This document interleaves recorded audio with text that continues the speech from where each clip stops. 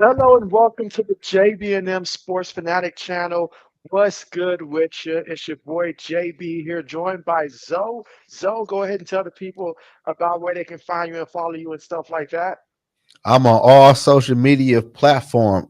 I mainly be on YouTube, TikTok, and Instagram a lot. In the zone sports, ZOE-N sports. You know how to spell sports though. But yeah, subscribe to my channel. Follow me on Twitter, Instagram, TikTok, Twitch. I'm everywhere, man. Oh, yeah. And there will be no old man joining today simply because old man's got a different work schedule. He got promoted from his job, so always good news there making that paper. So absolutely. And appreciate you coming through SM. We've got Mr. JB as well. So a What lot up, to talk about, JB? guys. SL. A lot to talk about. And so it feels like every time JB goes live, it's the return of JB. So JB's Yeah, trying to get better though, so that way I don't, it doesn't feel like I'm always coming back from like 2 weeks off, yeah, that honestly. shit. That That live should aside, be hard though, hey, it do. It do. Well, we're going to jump straight man. into talking about the question that everybody wants to know, Zoe, about what's going on with the Minnesota Vikings quarterback situation here. What do you feel is going to happen, and what have you been hearing so far? Man, what I've been hearing is for whatever reason, he want to keep it a secret. Like we got a Michael Vick or Aaron Rodgers in a prime or some shit. I don't know, but like if you play against Carson Wentz, if you playing against JJ, I'm pretty sure the game plan gonna be the same. Stop the run. So I don't know, but hopefully, I'm thinking we're gonna see JJ out there against the Eagles, give them their third loss in a row.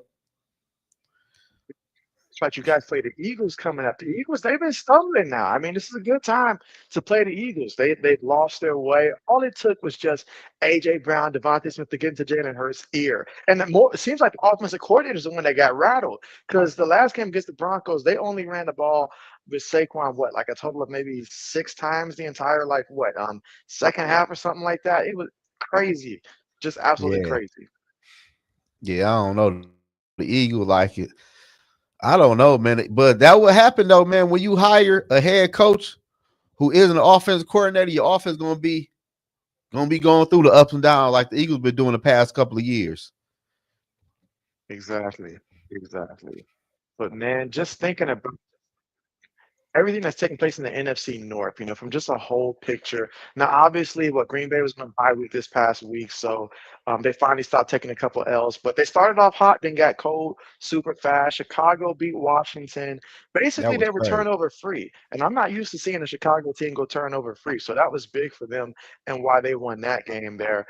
Obviously, you guys coming off the bye week there, trying to figure out JJ McCarthy. Will he be reinserted this week? We'll find that out. And then the Detroit Lions, in which they just took a L to the Kansas City Chiefs, and I got a feeling they're about to have the same difficulty in their upcoming matchup because their secondary looks terrible right now.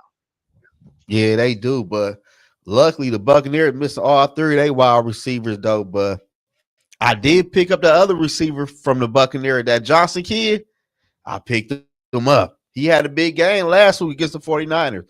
But Baker Mayfield gonna find somebody to throw the football to, man. Like from what I'm seeing out of Baker this year, and they defense been playing real good. And I like the backup running back who's over there too, though. White, I think that's his name. So the Buccaneers should keep it rolling. Detroit, like they dealing with a lot of injuries. Then my man just got suspended too, so they're gonna be tough. You mentioned Baker Mayfield because if anybody had an excuse, other than say maybe the 49ers with everything that they've gone through, but you just look at how Tampa Bay offense has kept it beaming without your top three receivers, because that's huge. That's huge. And then not only that, two offensive linemen also. You talked about depth, many times before, how important that is. And so with Baker doing And what the he's running doing, back though, mhm, Bucky been gone. exactly. So man, I got to give it to Baker. Right now, he's been the MVP so far this season. So Yeah, Baker been absolutely. balling. Like I think Baker gonna go in there and get a W though, because the Buccaneers just place a receiver. Back Mayfield's just gonna do what he do. He just been cooking lately. You got to respect that. Speaking of cooking and being cooked, how about Tennessee Titans being the first team to pull the trigger and get rid of their coach this early in the season? Honestly, did you see it coming this early? I ain't see him getting fired this early, but a lot of people like. I feel like Miami should have parted way with Mike McDaniels, and for some reason, people talking about Harbaugh. Baltimore said he not on the hot seat, but I don't know how. Like y'all living on the past with Harbaugh. Like Harbaugh won that Super Bowl 18 years ago for real. A long time ago. We're talking about a young Flacco. That's a while ago. That's what I'm saying. Like at the end of the day, man, like Harbaugh don't coach. He not no offensive dude, no defense. He ain't nothing. So, and plus having a quarterback like Lamar Jackson and having the defense you've been having, and you can't even get to the AFC title game. You can't even make it to the Super Bowl. Coaches that shouldn't be sleeping at night. A lot of them. Man, Let's yeah, see. but I respect Tennessee though. They try and get that new coach. I don't know who they will hire though. Like I don't even know what good OCs will hire to work with a quarterback right now though. Yeah, plenty of football for the rest of the season. One thing I hope that they don't do is fall in love with the interim coach. Say they do win a couple games and stuff, and then like all of a sudden, like, all right, we're gonna keep this guy. Then the next year they end up having to fire him. You're a year behind schedule because it doesn't seem to too much work, honestly, unless you just have like a young prodigy that you already knew was that guy, and you're like, Yeah, you know what, let's give him a yeah. chance. But other than that, I don't see nobody like that in their staff. Unless they go in college and snag somebody up. But I don't know though. Like, I don't know. Speaking of USC, I had to ask you what happened there because I ain't gonna lie. In my picks, I chose Michigan. I thought about USC. I did, but I remember last year, I think I chose USC against you guys, and you guys beat USC. I think it was a close one then at that time, but I did not Yeah, expect they were going to come out and the score was going to be like it was towards the end there. So what happened there? man. Sure, like I told people, man, Sherrod Moore, he handcuffing Bryce Underwood, man. He got this quarterback handcuffed. Cause when he was gone the other two games, I'm gonna tell you something. The Michigan offense looked pretty decent, even though the competition was nothing. But with Sherrod Moore missing 4 games, no, when Sherrod Moore was there in the 4 games he coached, we averaged 25 points per game, 300 something pass, 300 something total yards. When he missed 2 games, we averaged 46 and a half points, and we had 505 total yards, 170 passes.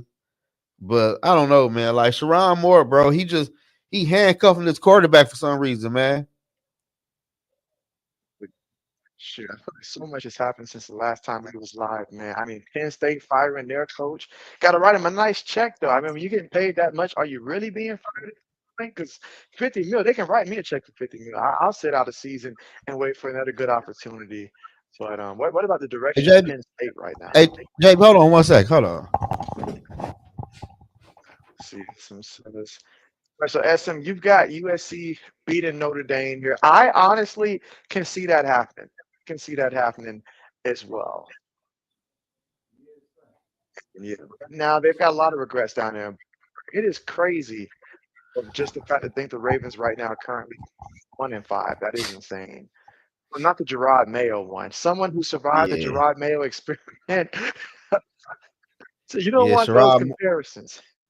Sherrod Moore, man. I don't know, bro. Like he handcuffing. I don't know. Everybody talking about YouTube not working. Really? Is it not showing Yeah, us live or my man said the live not working. But shit, I don't know. Wi-Fi been tripping earlier though. Like my apps quit working like an hour ago. say from Oh, my you know, we is live though. it was good. Just got to clear the cache for it to work. I don't know We're what he ringing talking for it. about. I don't know. Yeah, but it's Sherrod Moore, man. Like I told people, man, if we lose Ohio State, his ass got to go. That's the only way you can fix this shit, man. You better. That's the only way you can fix this. Shit, I don't give a fuck. And when we go against Ohio, huh? So if you might can do y'all that favor, then help y'all get rid of Hey, him because listen, he dropped that game. That's it. listen. Hey, listen, man. At that point, man, let the quarterback go, bro. Let him run. Let him do. Let him go. Let him go out there. He got about 8, 9 games earned his belt by the time we play Ohio State. Man, let him go.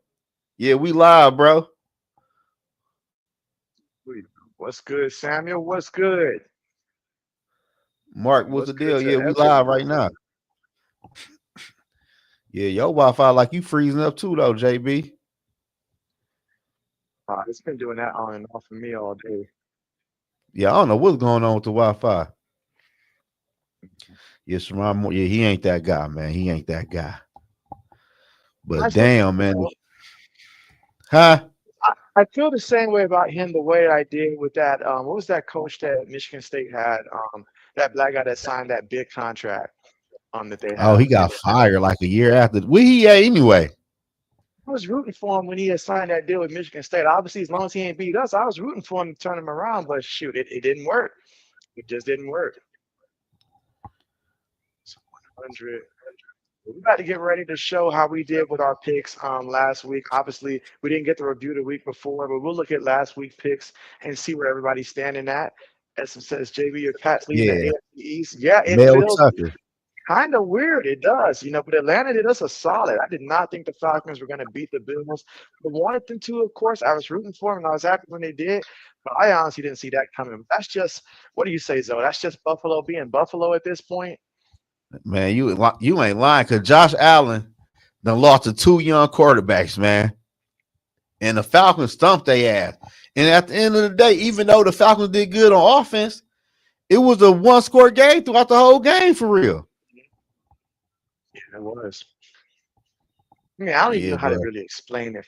See, that just tells me everything I need to know from Buffalo. Like they are the same Buffalo Bills, which we already knew it. It's just last year, Josh Allen showed that he wasn't turning the ball over like that. But now he's gone back to 2 years ago, Josh Allen, which is not a good thing for them. yeah, Josh Allen having way too many turnovers. So appreciate that, Samuel. So let's go ahead and show these picks here. So let me go ahead and pull it up real quick. And again, if anybody's looking for Old Man Mob, Old Man is currently Go ahead. working during these hours now, so it'll be a little hard for him to join in the future due to his change at work. Yeah, man. Oh yeah, the Pats is #1 right now. You guys should be able to see it now. Make sure it's big enough. All right, let me know if you guys can see this clearly. Mel Tucker, Yeah, that was his name there at Michigan yeah, State. yeah. That was him. Appreciate that, Samuel. Hannah, what's good? Yeah, JB is good, and JB's actually going to decide which college football game to do. Let's see. I'm gonna take a look at the schedule and decide which one to go through, but it'll probably be, I say, like an evening type of game. Let's see. But this is where we stand for college football. So for college football right now, Zoe, we got a 10-game difference between us. I see that. I am 38 and 32. Now, it's captured all of your college picks. It's just the NFL picks that were missing that one week, if I'm not mistaken. Oh, I thought it was Let's see what college. you did last week. Alabama, Mizzou game. Yeah, I believe I chose Alabama also in that matchup there. But it was a close one, but Bama ultimately won that one. And then Oklahoma, they choked on this one. And Yeah, I they had a did. feeling Texas was going to probably do it since they just got upset. They'd be mad. And you never know with these rivalry games. It seems like the underdog usually wins. I can't say I went with Texas. I actually went with Oklahoma as well. I was not going to take that risk. TCU. Now that was a big win for Colorado there to beat a team like Iowa State. This is why JB always year after year shows Iowa State doubt Because every time I look at Iowa State over the years, like they will upset a top 10 team, become a top 10 team, then get upset by a team they had no business losing to. That seems to be what they do every year. And they don't do it just once, they'll do it at least 2 times throughout the season. They did it Yeah, that last was year as well. crazy. And then Oregon. Who could honestly say that they were not an Indiana fan or just hating on the Ducks and chose the Ducks Man, to actually lose this one? Because I thought at home, we just saw them beat Penn State. And by the way, now we know Penn State absolutely worse than we thought they were. But wow, that was a huge win for Indiana on the road. Indiana usually does not win games like this. So that was huge for them. yeah, I did horrible.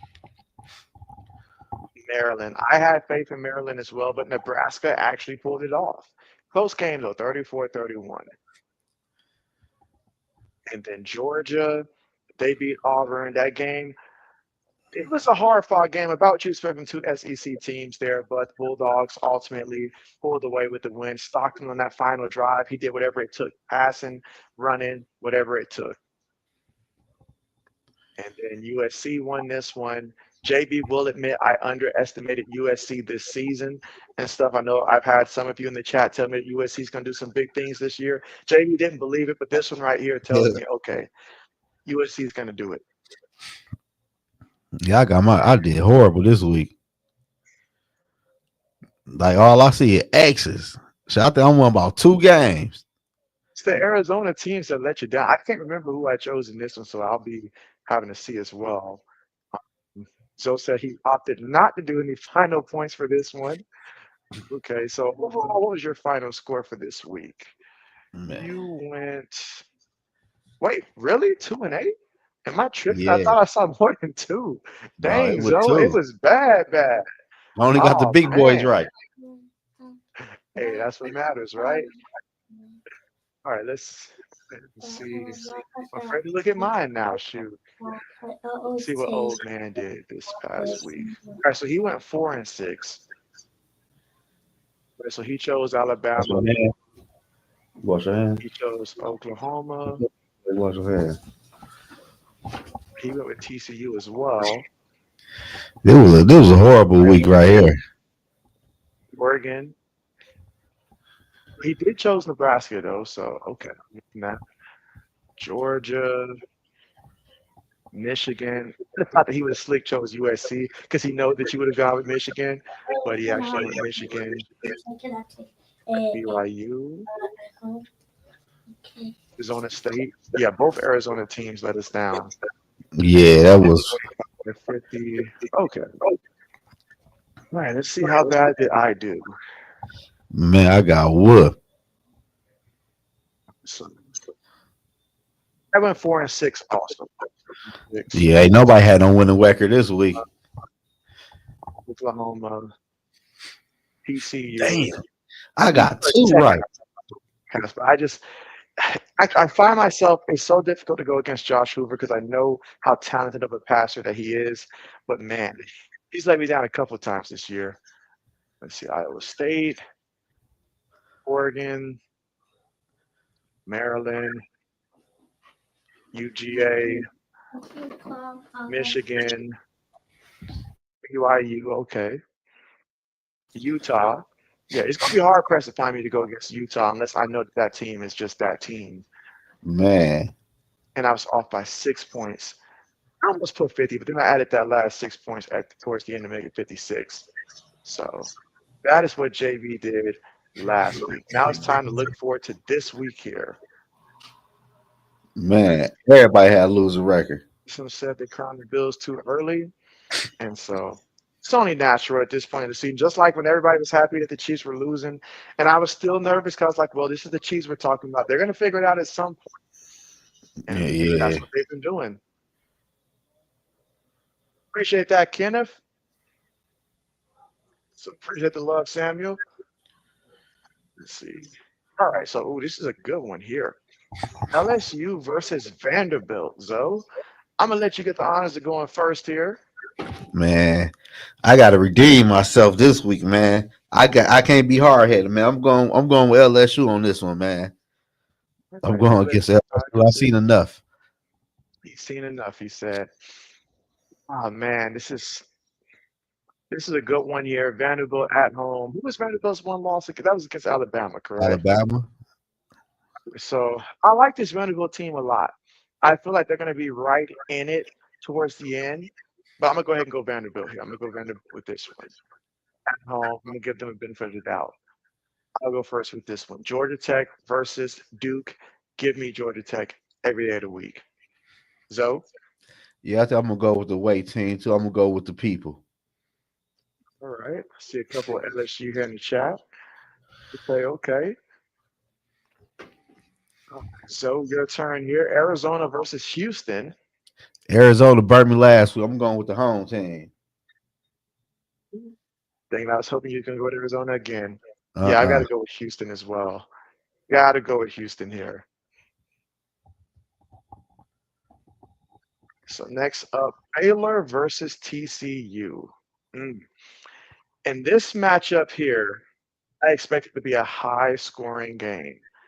High-scoring game. TCU let me down last time, but they're at home here. It's now or never. I'm gonna go TCU here one more time here in this matchup. I think it's gonna be a close, high-scoring game. Who you I got, gotta Zoe? go. I gotta go with Baylor on this one. I gotta go with Baylor. See a couple Duke, Tech. SM's got the Cougars here. Sam is going TCU. Okay. All right, Zoe. Oklahoma versus South Carolina. I'm gonna go with So ain't you got a boy on South Carolina or someone that you know yeah, some ties to South Carolina? the quarterback, man. But they at the crib. I'm gonna go with South Carolina, man. They at the crib. They're gonna pull the upset. Well, you got South Carolina. Okay. Okay, I like that. I like that. I'm gonna go Oklahoma here. It is very clear against Texas that Mantier was very hurt, and that did impact his performance. So I'm going to assume that one more week should help ice things up a little bit. So I'm going to go Oklahoma. TCU. Okay. This matchup here, Ole Miss versus Georgia. What time is that matchup? It's like Hey 2:30. JB, I'm gonna open the door real quick, and I got Georgia too though, real quick. Okay, okay. Bet. All right, so this is the game that JB will be live streaming. I've determined I'm going to do the Ole Miss versus Georgia game here. Two teams in the top 10 here. We're talking about SEC football, and I want to see how Ole Miss looks against Georgia. If Ole Miss can pull this off, this would really elevate that program. They're already number 5, but a win like this against Georgia, that would be so huge. And this is the kind of win that Lane Kiffin has really desperately been looking for since he's been at Ole Miss. So if they can find a way to pull this off, that would be huge. Do I think that they can pull this off? I'm going to go ahead and go with Ole Miss. I do believe that Ole Miss can pull this off. Georgia, as great a team as they are, they have been susceptible a couple of times, and they've gotten honestly lucky a few times already. I think Ole Miss can find a way to pull out this victory here, so I'm going Ole Miss with this one. Oklahoma. And you got Ole Miss for the Georgia one. Okay, bet. So JB's not alone. And again, Zoe said he's got the Bulldogs. So James Madison versus Old Dominion. Old Dominion been pulling off some upsets. I ain't gonna lie. Somehow, some way, they always beat Virginia Tech, but this year they blew them out. So Old Dominion very good, but give me James Madison still. And we will wait for Zoe to come back for his picks. So Madison's got Georgia here. SM, I feel like we've gone like I feel like every pick that I've said, you've gone the opposite so far on this one. JB's trying to figure it out here. Who Instead you of going on? going 6 this time, I might just go 6-4 this time. Shit, So I'm going with Madison. Shit. okay. I went Ole Miss by the way against Georgia. I went Ole Miss. All right. What's left of Penn State versus Iowa in this matchup? Shoot, I'll go first with this one. Shoot. Give me Iowa in this one. You mean to tell me Drew Allar's out for the year, which might actually improve the offense? James Madison go, but they just lost to Northwestern, and I can't get that out of my head. You lost to UCLA week before, which was stunning. But you know what? I just call it bad luck. But then you went ahead and got beat by Northwestern. This version of Northwestern ain't got no business beating nobody in the top 50. No offense to Northwestern fans, but they ain't got no business beating nobody that's a top 50 school. So if y'all can't beat them, y'all will not go down to Iowa and beat them. What do you say, No. Zoe? Man, everything you said, I'm going. I'm going with the home team, man. Penn State left for dead right now. Thing had me rolling when I saw that Northwestern actually beat them. I'm like, you just got upset, so clearly everybody had to understand. Like, we got to be focused. We got to be focused. So it's not like they snuck up on you. That just means to show like they just so many problems. Who would have thought that it was really Tyler Warren that was keeping them together last year? I guess. Man, Some got Iowa. Well, at least we got the same one on this one, right? And so that. But yeah, James Madison and then Iowa getting some love here because who is Penn State? All right, this matchup, Mizzou versus Auburn. I'll let you go first with this one, Zoe. man, shit. I'm gonna go with the people on this one. I'm gonna go with people as well. I mean, Mizzou played great football. They just didn't have a way to close it out against Alabama because Alabama closed that game. Alabama has figured out how to actually, um, close out these type of games there. So they're trending in the right direction. But Mizzou is indeed a good football team. Auburn, they're up and down. It just depends on their opponent. So give me Mizzou.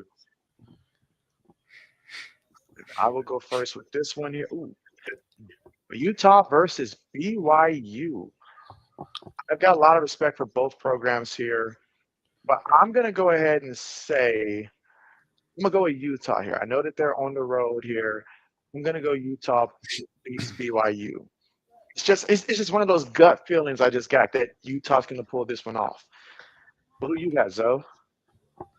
I got Utah too, and I got 53 total points at the end for the next one. Shit. I came ready for this one. Okay. Yeah. Georgia versus Ole Miss. Oh, look at this here. I see in the chat here a little support for Auburn there. Okay. Yeah, he should have.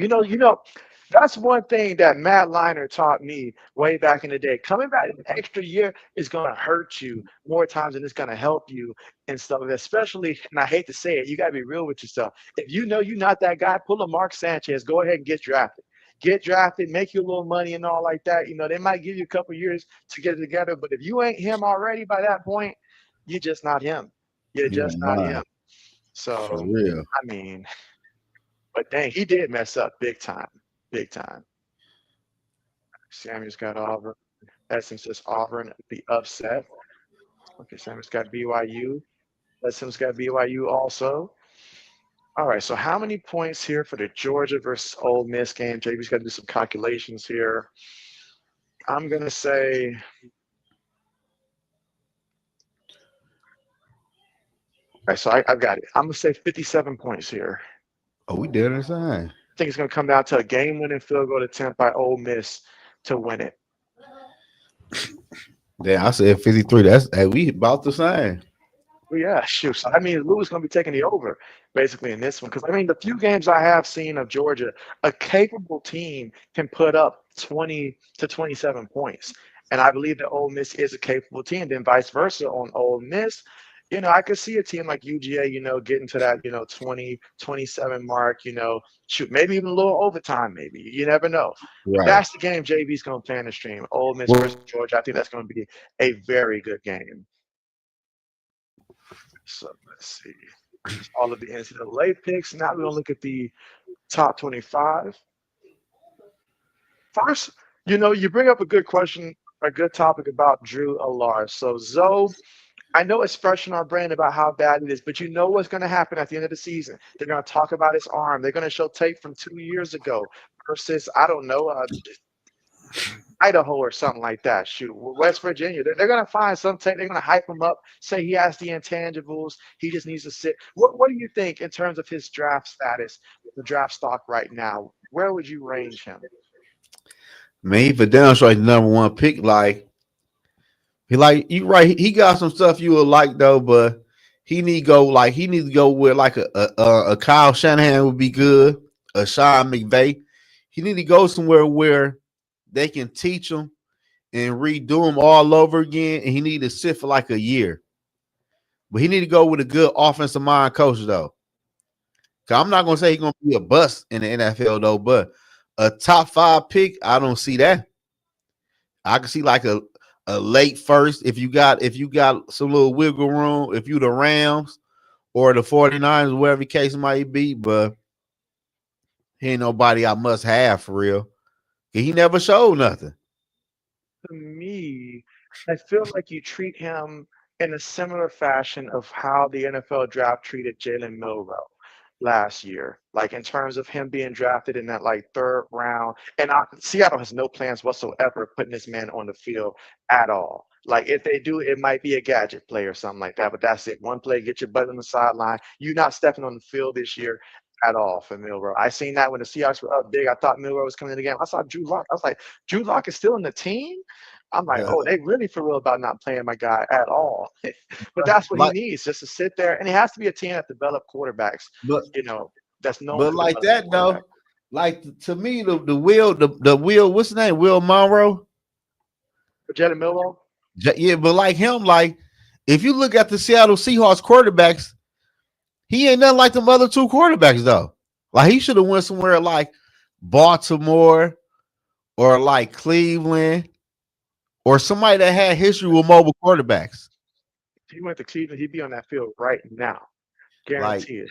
I ain't get what Seattle did. Cause I'm looking at Seattle offense. Like dude can't play in this fucking offense. I'm gonna tell you the mindset behind what they probably were thinking, just from my estimations when I tried to make the most sense of why they did what they did. They're trying to replicate what the Eagles did back when they drafted Jalen Hurts and they already had Carson Wentz, but they was not entirely sure about Carson Wentz at that time. Like, yeah, they went out there and said that's our guy because we drafted him, but inside that building, they had some serious like, hey, something's off with this kid right now. Like, he's not looking like a franchise quarterback, and we like the intangibles. Now, of course, Jalen Hurts, it was his leadership, the way he carried himself, and stuff. A lot of the stuff they said about Tim Tebow, stuff he actually learned how to throw a little bit at Oklahoma, which was so big for him. It- But yeah, Jalen Milroe, exactly. more of his legs, relies on his legs, has an Yeah, arm, but that's it. like That's it. he like in college, he never showed multiple games to throw the ball like a Jalen Hurts did though. Like I don't know. I didn't agree with the pick. Absolutely. All right, but let's go ahead and switch it to. All right, make sure you guys can see this top 25.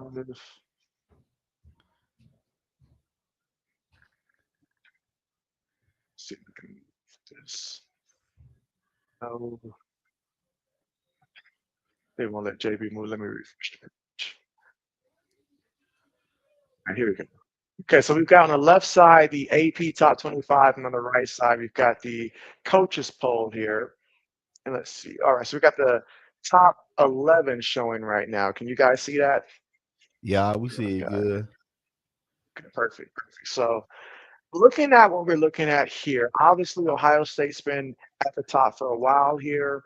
Miami's been holding that number 2 spot for a little minute here, but at number 3, we see that Indiana jumped up 4 spots after taking down Oregon, and they are now the number 3 ranked team in the country. Imagine that for football, Indiana, number 3. Let that sink in. But after them, you've also got Texas A&M up there. I scroll down a little bit, I see Texas Tech at number 7. So these are the Texas schools that's balling, but coming into the season, everybody thought it was going to be the Longhorns up there, but they're nowhere to be found as of right now. But just looking at the top 11 that we see, what stands out to you, Zoe?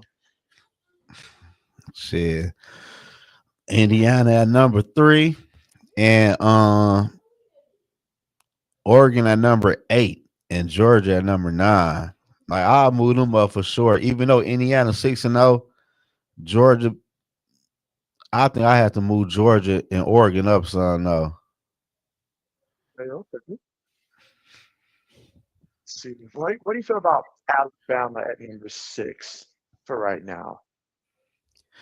To me, Alabama still will have to go down. Cause who they lose to? Florida State. Florida State. And what the hell is Florida State even that on here? I'm about to say, even if we scroll down, I'm not even sure they're still But ranked. I but feel but like they Alabama beat Georgia though, right? Or they beat Tennessee? Alabama, they did play Georgia, didn't they? Because they did beat Georgia, if I'm not mistaken. Yeah, they did beat Georgia. And then Georgia, Okay. they beat Tennessee, but it was a close game. Remember, Tennessee had missed the field goal against Georgia, and then Georgia beat them in that game. So it was a very close game. So having them 9-11, that works. Six That shooter. works. Yeah, so I don't know. Good. Alabama about straight there. I got see you got when you do that, you gotta look at the schedules though. But I don't think I would have Indiana at on number 3 though, for real. Because off the Oh, strips, I know they ain't beating nobody for real. Indiana. So you're not impressed with the Yeah. Oregon win, is what you're saying. Oh, they did beat Oregon. They That's what just beat them. elevated them. They just beat Oregon. Oregon on top of that. Yeah. Okay. Well, I guess then, because Oregon was ranked high last week, so it'd Then be different. the question becomes at that point, like, who's, I guess, Oregon's biggest win? Because we could say Penn State before, but now that Penn State's lost a couple, Right. who is their biggest win? So that's what we're Mm-hmm. still figuring out for some of these teams. But let's see, a lot of teams, especially for the SEC, a lot of teams I'm seeing up here: A&M, Ole Miss, Bama, Georgia, LSU, Tennessee. All right, and I seen someone earlier said, was it SM? Yeah, SM said that Miami should be number one. How do you feel about that, Zoe?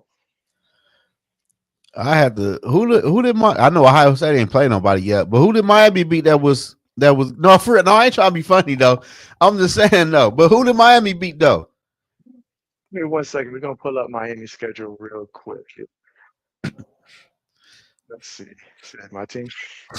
No, but look though, at least y'all ain't losing nobody. When it comes to, I feel like if a team is not really necessarily playing like a bunch of like top 15 teams, it matters how you win. If you're out there struggling, waiting to the fourth quarter and barely squeezing by, then you should be penalized by that. But if it's a dominant win and you're consistently showing like, okay, like we know the defense is legit and stuff like that, and that matters. The Gophers. Let's see what the schedule is here for Miami. Okay, so let me share this screen here. Sure we're showing this year. Look at this. Show this time. All right, so everything from this point obviously started off there with a win against Notre Dame. What is Notre Dame's current record now? I know they've lost a couple games there, but they're playing a little bit better now. They're playing a little bit better now. Bethune-Cookman, South Florida. I think that South Florida's only loss, I think, so far this year. They did upset the Gators. They I number think that was maybe 19. South Florida's big win. They are 19. Then Florida State in a Florida. close one, rivalry game there. So that's so far what they played so far. So looking at the teams that they beat, what stands out is the Notre Dame and South Florida so far. Although Yeah, Florida did show that they did beat Texas, but again, who is Texas, right? Who but is on the back Texas? end though, Ohio State did win a natty last year and they ain't lose yet. So I can respect them being number one until they lose.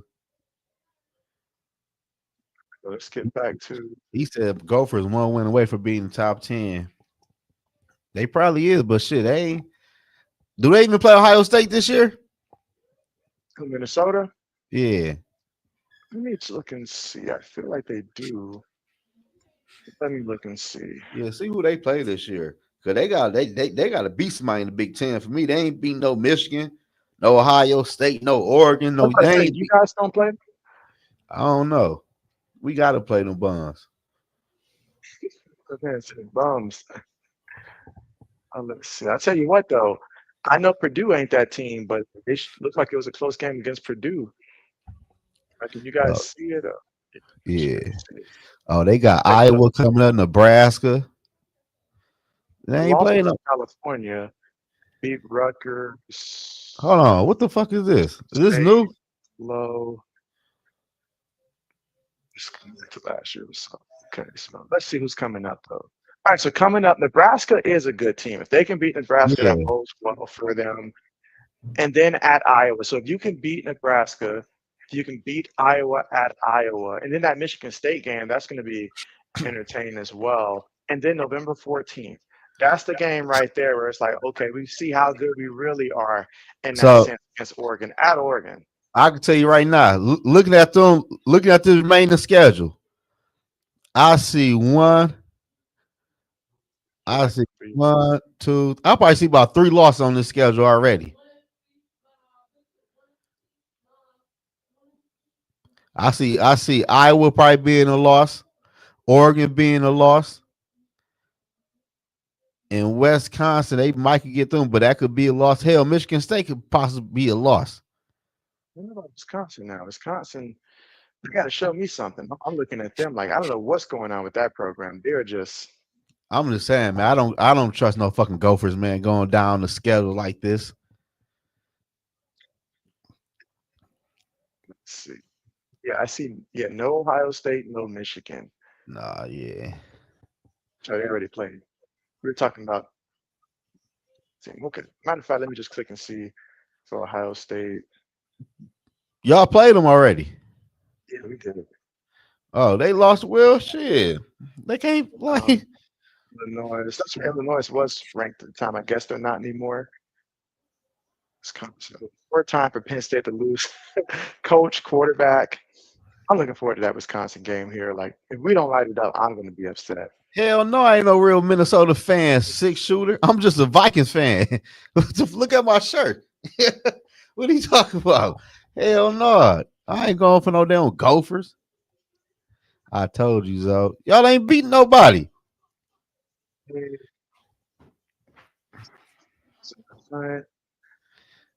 This is right there in the hunt. They got just going to beat somebody major. Yeah. Well, how many teams do we think are going to make it to the college football playoffs from the Big Ten specifically?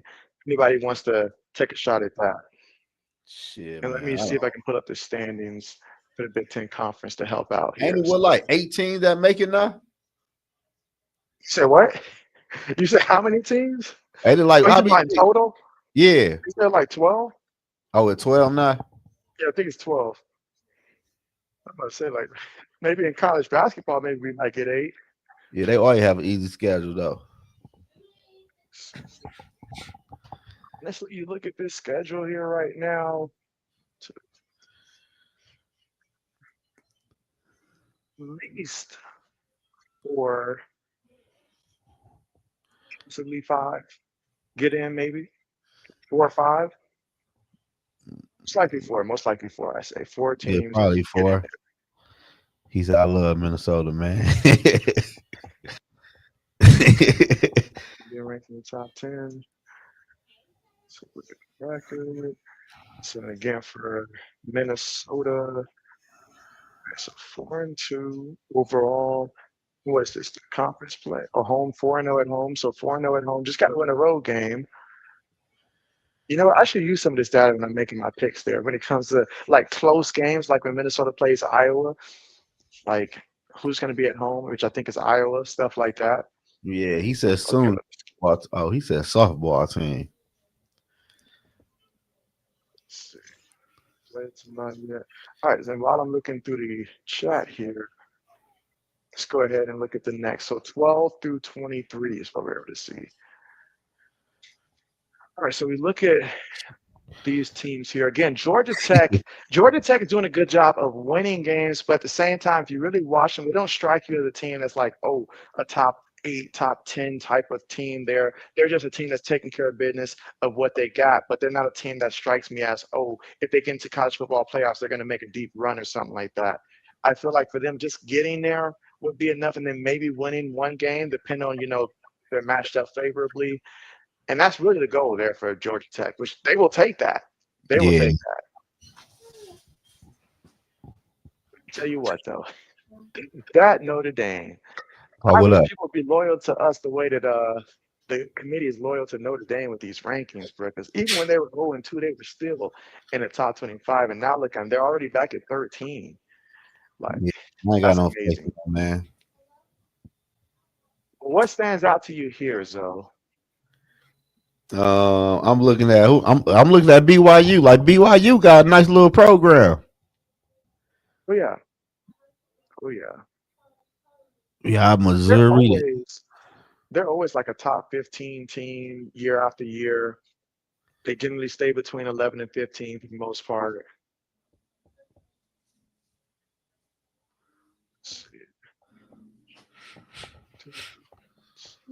Maybe we heard it here first from Shooter. Bet, bet, bet. All right. I'm gonna tell him when she get here. And then scroll down. So Nebraska, Cincinnati, and then Memphis up there at 6-0. So that's interesting there. Texas back in there at 21. I knew that was going to happen. I ain't gonna lie, man. Only thing I like about college football is, man, honestly, man, like, I know you gotta play some bums for the money for the other teams, though, but too many teams be playing too many bums during the regular season, man.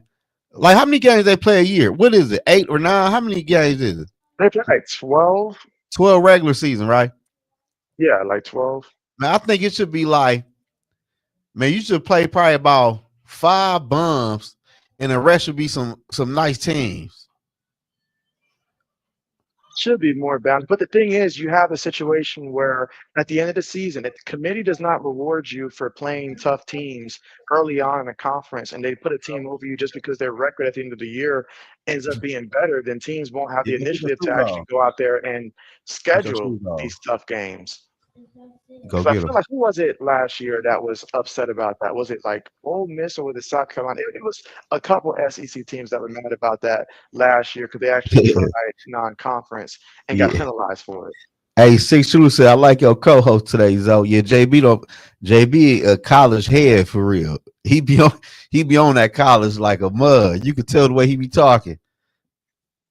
Do my best. I do my best. Man. But like Minnesota though, I gotta see him.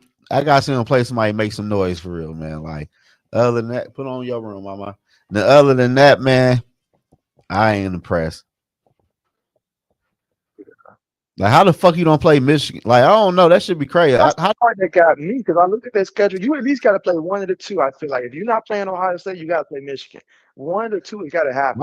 Why you can't play both of them though? Like, why Michigan can't play Ohio State and Minnesota and Michigan? Like, why you can't play the main teams in the Big Ten?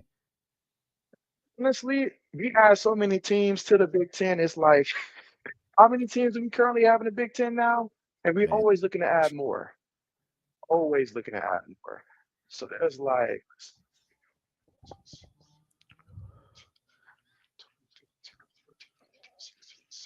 we got 18 teams in the Big Ten. So I call ourselves the Big 18, and we're trying to get to 20. We're trying to get to 20. So that means there's going to be plenty of years that we just shoot. You might can avoid all the big three. Shoot, Ohio State, Michigan, Oregon. You might can avoid them all. Yeah, for Indiana. real. It's crazy. Because like I was asking the same thing about the ACC. I was like, because early on in the season, when I didn't realize Clemson was going to be bad, I was like, why don't Clemson play Miami? You know, like those are two teams that if I'm in the conference, I'd want them to play each other and see who's better. You know, like why don't they play each other? Yeah, But now it doesn't matter because Clemson fell off the map.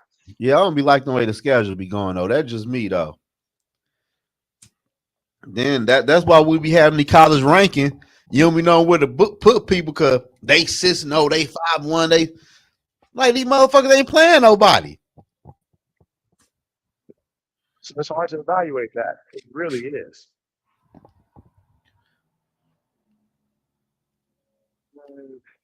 So let's see, what did I do last week? And how did everybody do actually as of this week? The NFL. So I know Zoe ready to see this one. All right, let's see. So, but yeah, for you, Zoe, did it mess up your like didn't calculate the week before your picks? It Or had to. So look at no, my it looks record. like it's the same. Yeah, it looked like it's the same. So I guess it was just glitching that day that yeah, because I see that you got points there. All right. Wow. Yeah, let's take a look at what just happened there that previous week there.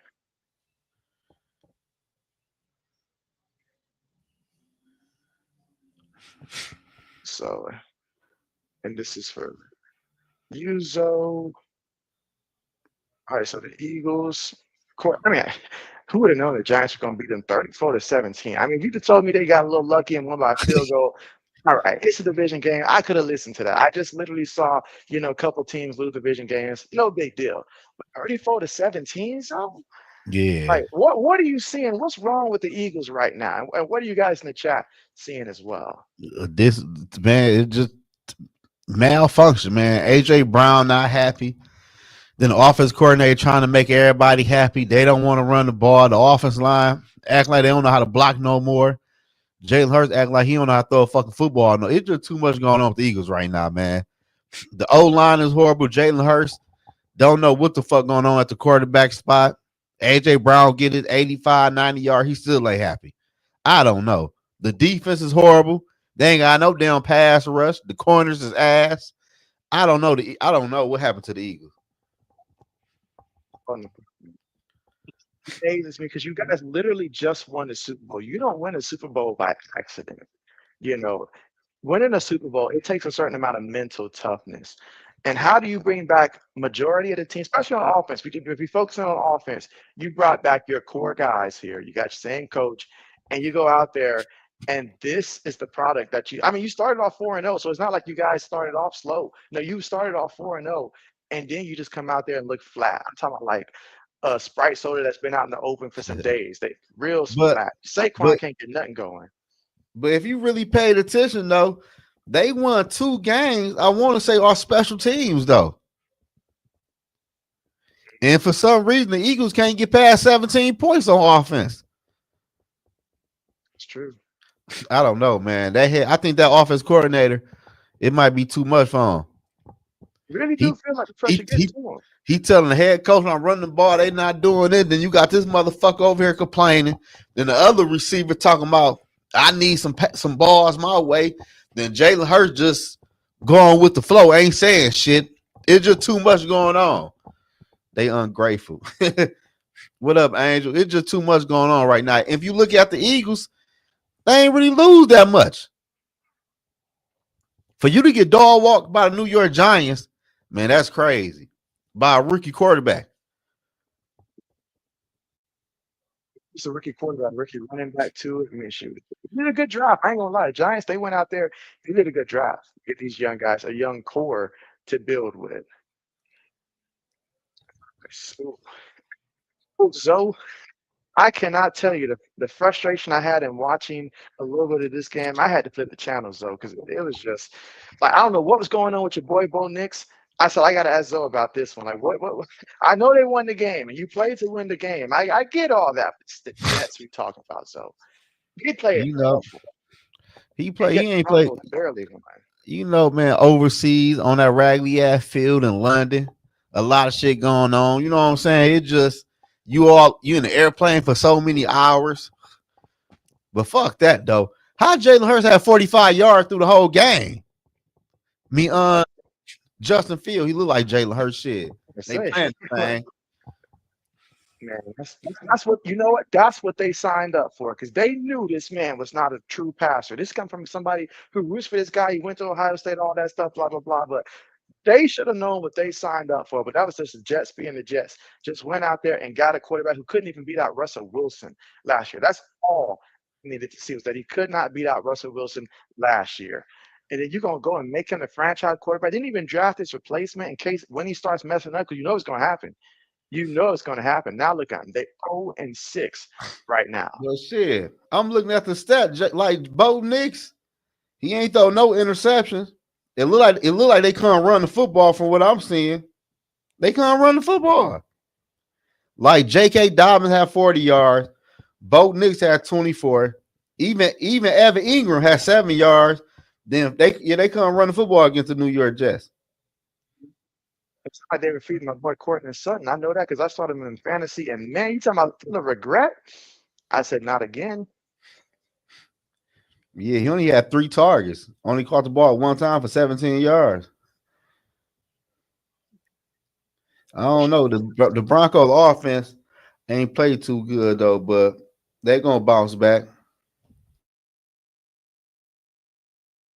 And this one right here, Zoe, this one, Jacoby Brissett almost pulled it off with Marvin Harrison Jr. getting hurt, all that stuff. He almost pulled it off against the team that pulled the plug on him early in his career when he was down there in Indianapolis. Remember, Jacoby Brissett took over when Andrew Luck had retired, and then he Hey, was thrust into that starting spot. Hey So JB, yeah. I'm gonna take my daughter outside real quick. Okay, bet. I'll try to catch up on some of the comments here. And so, I mean, see how far your boy JB is on the comments here. My bad, y'all. And so, I appreciate that. I appreciate that. And so, 12 games. Appreciate.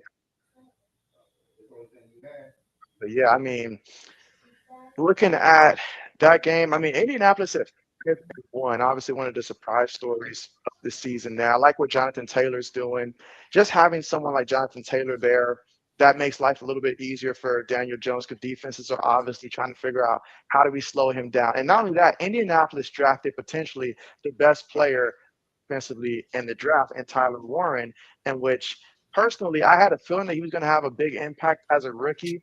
But he was like the perfect pick, what they needed from a tight end perspective, and everything is just coming into play so far for Indianapolis early in this season. Now that being said, they did beat the Cardinals with a backup quarterback, and they were at home. They beat the Raiders the week before that, and so I know that they played, tougher teams like the Rams prior to that. But we will see between them and Jacksonville how things play out. Because right now it looks like those two teams. Houston had an impressive win. I'll see if they can be consistent with that. But you guys let me know, how do you guys feel about the AFC South right now?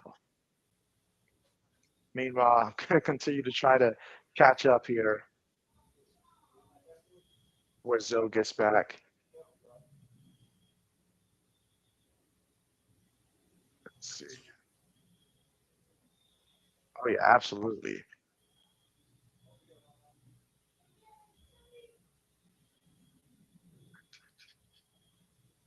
Championships. Okay, bet.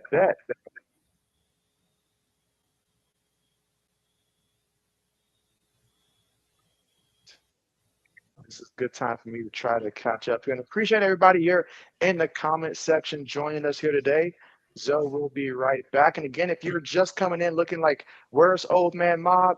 He is currently working right now. So no old man joining us here today. So Eagles got whooped. And so, yeah, they did. I mean, that has to be a wake up call for the team there. And it all starts with just, sometimes when players go out there and they win, they have success, sometimes that can backfire. I know we all say, like, winning a championship, you have the championship mindset. But for those who have not matured the right way, it can have the opposite effect. My example that I will throw out there will be, think about Antonio Brown. When Antonio Brown won a Super Bowl, did it turn him into that mature veteran? And no, it had the opposite effect. When Antonio Brown was a part of a championship team, my boy lost his mind at that point. Nobody could tell him nothing. He's like, he already reached the top, so that was it. When AB did that, he just completely went diva all like 1,000%. So sometimes winning a championship can backfire. Welcome back, Zoe. What's the deal, nah? Again, I'm just trying to, catch up here on some of the comments so I'm not so far behind. Let's see. Next was the Steelers and the Browns. And so I really didn't watch too much of that game there, but I watched enough to know that those players were not happy with that field, in all honesty. Like, there was Yeah, some stuff going on. But Aaron Rodgers, he looked decent in that game. He looked decent. There was a couple throws that were called back, but he looked decent in that game. I'll give him credit for that. yeah. The offense, Brown offense look like nothing.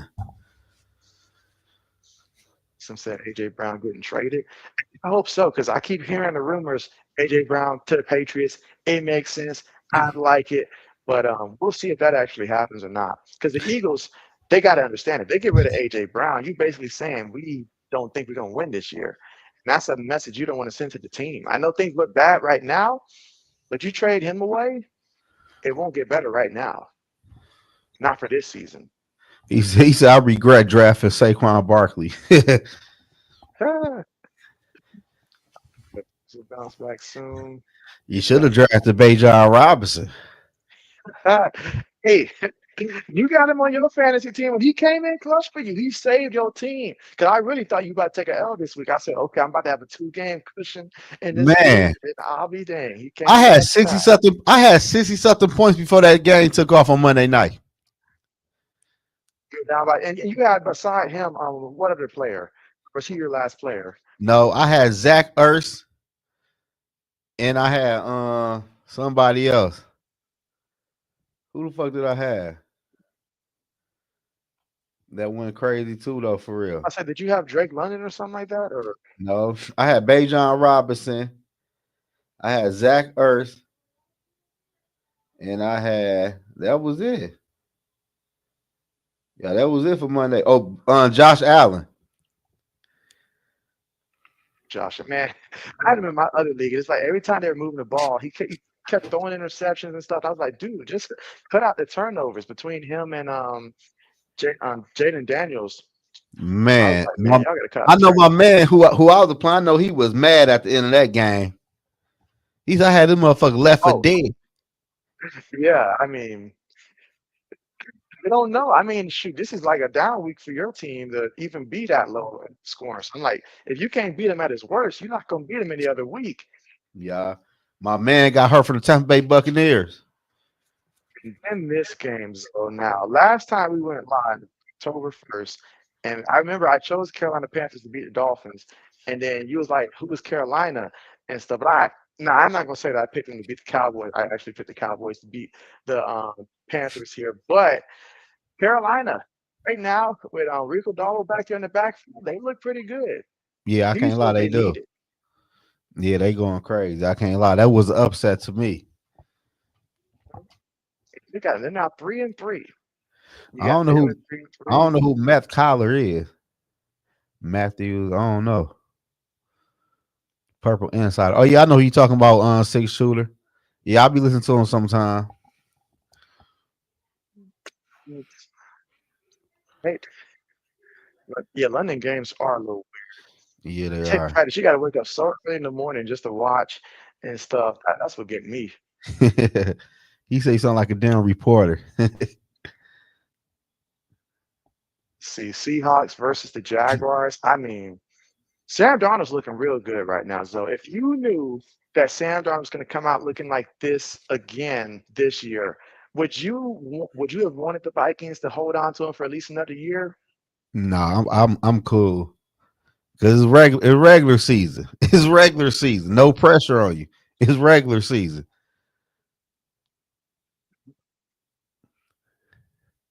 Home, of course, the Rams and the Ravens. No need to spend a ton of time there. Ravens just a loss. They just lost. Like you could really came to this game, you knew what Cooper Rush was gonna do, like absolutely nothing, but you still continue to let him go out there and waste what, like 3 quarters before you finally put Tyler Huntley in there. Why not try Tyler Huntley from the beginning? Not saying that they would have made a difference between a winner or a loss, but he could run a little bit more of what Lamar Jackson did, and clearly y'all need something related to that. Cooper Yeah. Rush wasn't it. This ain't the Dallas for a couple years ago. He is not him. And so they lost 17-3. 17-3 was generous of the Rams to let it be 17-3. It should have really been like 34-3, honestly. But 17-3 was generous. Again, Puka getting hurt probably played a role in that. Chargers and Dolphins here. That The was Dolphins are crazy. about to pull off that upset. I really did think that was about to happen. Luckily for the Chargers, though, they won that one. But man, Yeah. how do you feel about the Chargers right now as a team? Man, as a team, like they in trouble, man. The offense line is shaky. The running back is hurt. You know me, I ain't no Justin Herbert fan, so things only gonna get worse for it to get better for the Chargers.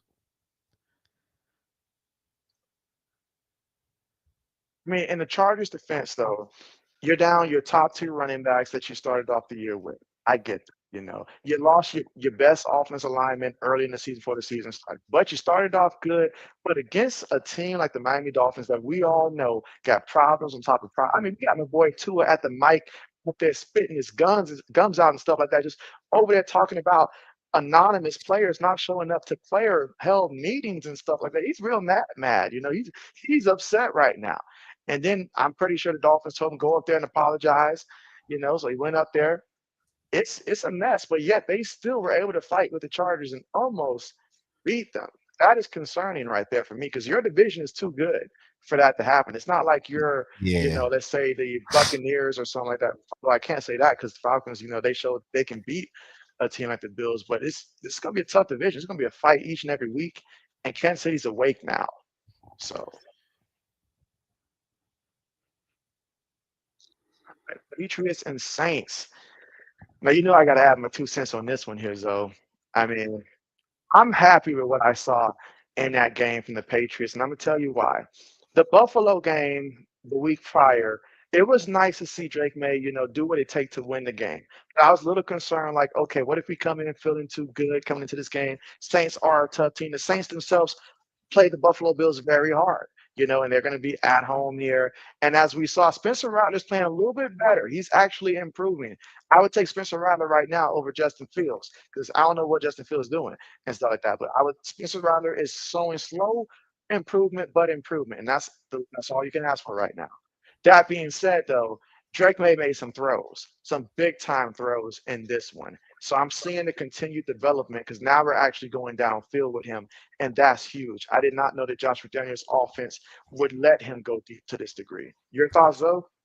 Yeah, I can't say shout out to my boy Purple Bart, man, and Six Shooter. We appreciate y'all with the Oh, yeah, comments. I'm going crazy, appreciate it. man. But I can say, I wasn't no Drake May fan, still not no Drake May fan, but Drake May been looking good the past couple of weeks. I can't give him that. Like, he been looking good though. But I don't know. He looked good this year compared to last year though. He don't like no fucking train wreck. I can't say that. And he I might agree be to that. might be for real if he keep on playing good as the season go on. He might be for real. I just want to see is he gonna fizzle out. That's what I want to see. Cause in a minute shit about to get real.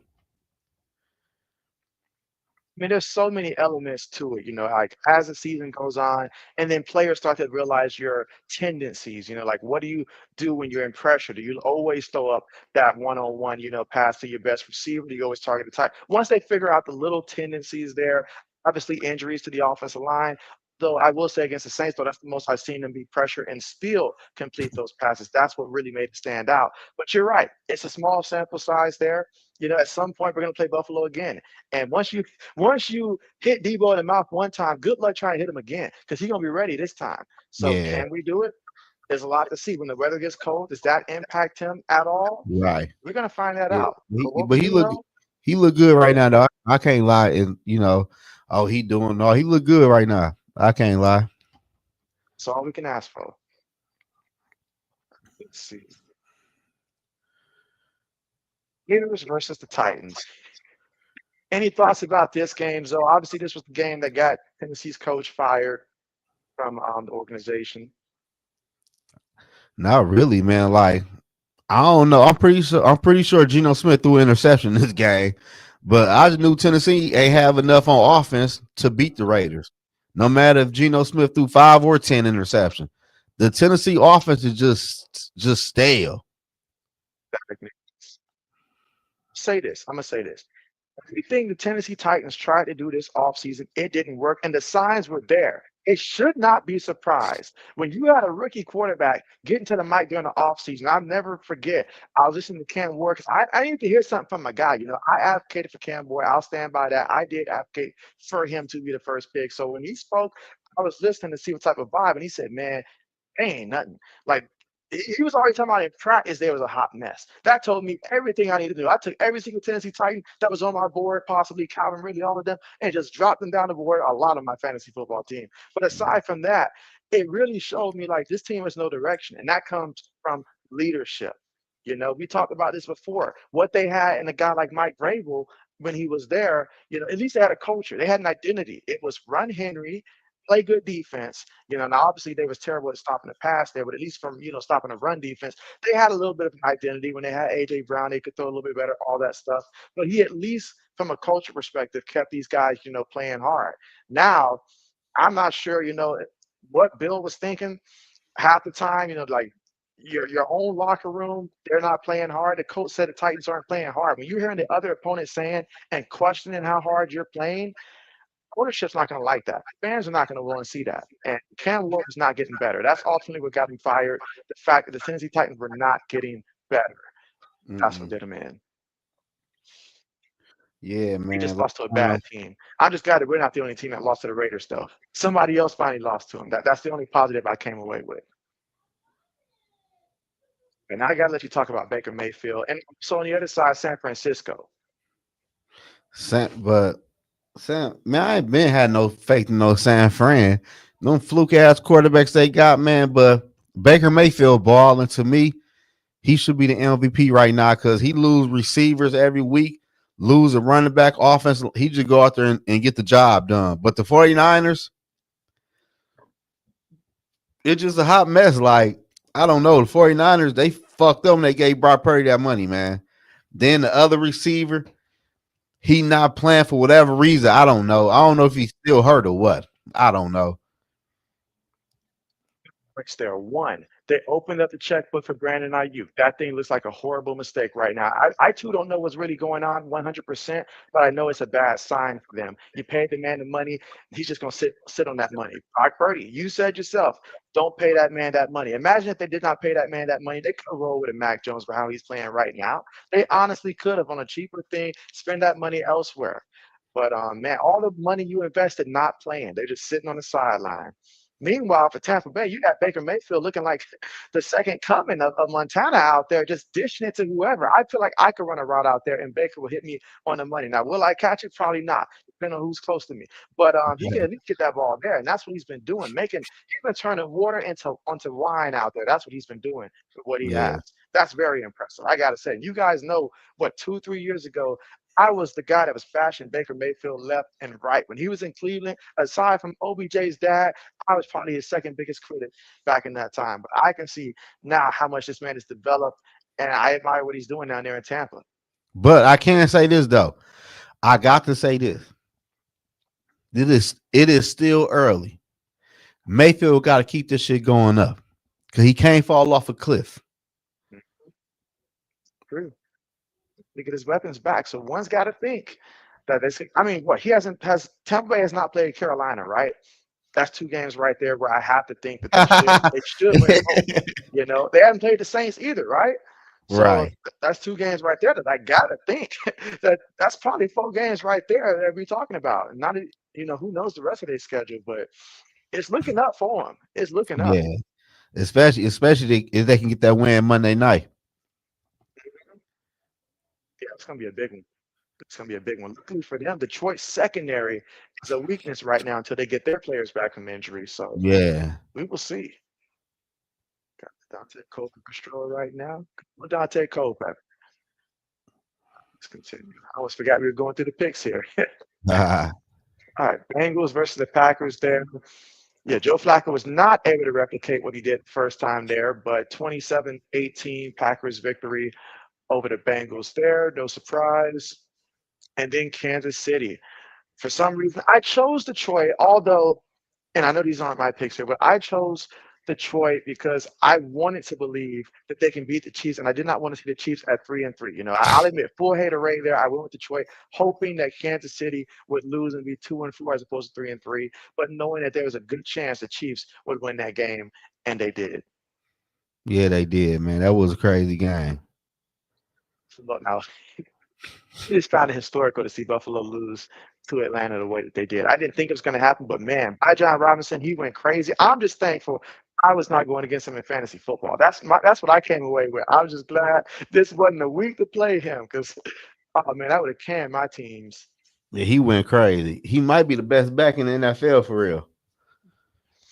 Now, looking at the Bears at 3-2, Commanders at 3-3, and the fact that the Bears won this one on the road, what are your thoughts, Zoe? Because you know this Chicago Bears team very well, and obviously you've been in the NFC. You know the Commanders probably better than me. So, what was your come away from this game? I mean, my come away from this game was had Jaden Daniel never played in the fucking rain before? Like he never played outside or something. Like they was just fumbling left and right. Interceptions. Then Chicago, on the other hand, Caleb Williams, man, he coming along. Like one thing about Caleb Williams is he don't throw a lot of interceptions. Like he might not get a lot of first downs or whatever the case might be, but he don't put a team in harm's way with turnovers. And I think that really against the Commanders because that's the reason they won. They had more turnover compared to the Commanders. Exactly. And the Bears stole the W. They stole the W on the road. To close it out because my man started running, and all I can do is just watch him on my bench in fantasy football, thinking, "Dang, I wish I would have just slid him in my starting lineup." I thought about it for a second, but I didn't. Who? But DeAndre Swift, Oh man, Swift. Oh man, he went. Oh man, what happened to the Commander fucking run defense? the example of writing them checks, and them checks do not cash out the way you That want was them they to. that was they get for trading that damn running back for no damn reason. So you chose 45 points. It ended up being 49. Close, close. All right, let's see. What was the record for the week? 11-4. 11-4. Okay. All right, let's go to the next one. All right, let's see what did old man do here last week. And again, we'll go quicker through this one. So old man took the What is Eagles. record? Yeah, he went 9-6. His overall Oh record is 59-3. So he's in yeah, second place. You're close to him though, right? Close to him. All right, so yeah, Broncos, Colts, Steelers, chose the Cowboys, Seahawks. I knew he would. I knew he would. Rams, Chargers, Patriots. He chose the Titans. that's I wonder if crazy. that's why he didn't show up today. He chose the Titans. I don't know what you choose up. I'm glad he did, though. I'm glad he did. Buccaneers, Packers, went with Detroit, Buffalo. I think everybody got them last two games wrong. hmm And he also said 45. Judah went, what, 11-4 this week. He went 9-6. All right, let's see how I did.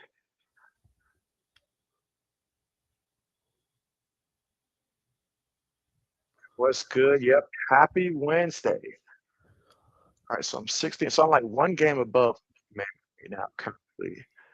And I went 10-5 this week. So Eagles, Broncos, Colts, Steelers, chose the Cowboys, took the Seahawks, the Rams, Chargers, Patriots, Raiders, Buccaneers, Packers, and then Detroit, Buffalo, Commanders. It's like towards the end, everything just fell off. I put 34 points. I thought it was going to be a little bit lower scoring game. And you know what crazy? I changed my Lions pick like on a Saturday. Oh, no. Second guess yourself. That'll do it. That will do it.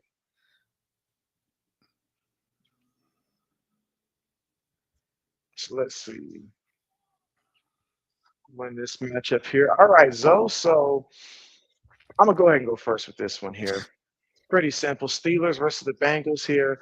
I get it, divisional game here, but I can't put my faith in Joe Flacco, not against the Steelers defense. The Steelers, they have been winning. It may not always be the most prettiest way to win, but they'll be in a hard-fought game. They'll score like 24. Their opponent will score like 16, 17. They'll win with 20 to 24 to 20, 23 to 20, whatever it takes. They find ways to win. And this is the perfect scenario to do just that against the Cincinnati team there. They're lost right now. They are lost, you know. What do you say, Zoe? Who you got? Yeah, I got Pittsburgh. Like I think Joe Flacco. I don't think he gonna play too good, man. He too old, and Mm-hmm. they defense is fucking trash. So I can't pick the Bengals. The only positive of having Joe Flacco in right now is that it will help some of these fantasy football receivers. That's the only positive that you're going to get out of that because my man was just missing everything. I mean, everything out there. So at least you get that. You can get about 13 points with Joe Flacco. That's about it. Rams versus Jaguars. Who you got? I got the Ram. All right, all right. I'm taking the Rams as well. I am taking them as well. I mean, I like how physical they're playing. They're in some physical games and stuff. And I remember when they played against a team like Indianapolis, even when they played the Eagles, they almost won, if not special teams there. So give me them on the road against Jacksonville. And with Jacksonville, they're playing good, but can they keep it up? That's always the question I ask each week with Jacksonville. Is this the week that things go back to normal for them? Yeah, yeah, shit. Just be two in a row. Let's see. Saints versus the Bears. All right, so I'll go first with this one here. Give me Chicago. This is an excellent chance for Chicago home here. Their defense is going to force some turnovers here. They're going to win this one at home. It's going to be a close game, but turnovers again will make a difference in this one. Give me Chicago at home, a team that's learning how to win hard-fought games. What do you say, Zoe? Yeah, I gotta go with the Bears. I like their defense versus Spencer Rattler. I don't really see too much out of the offense from New Orleans. And I think the Bears defense gonna get Caleb Williams and the offense the ball a few times. And I think the Bears get the job done.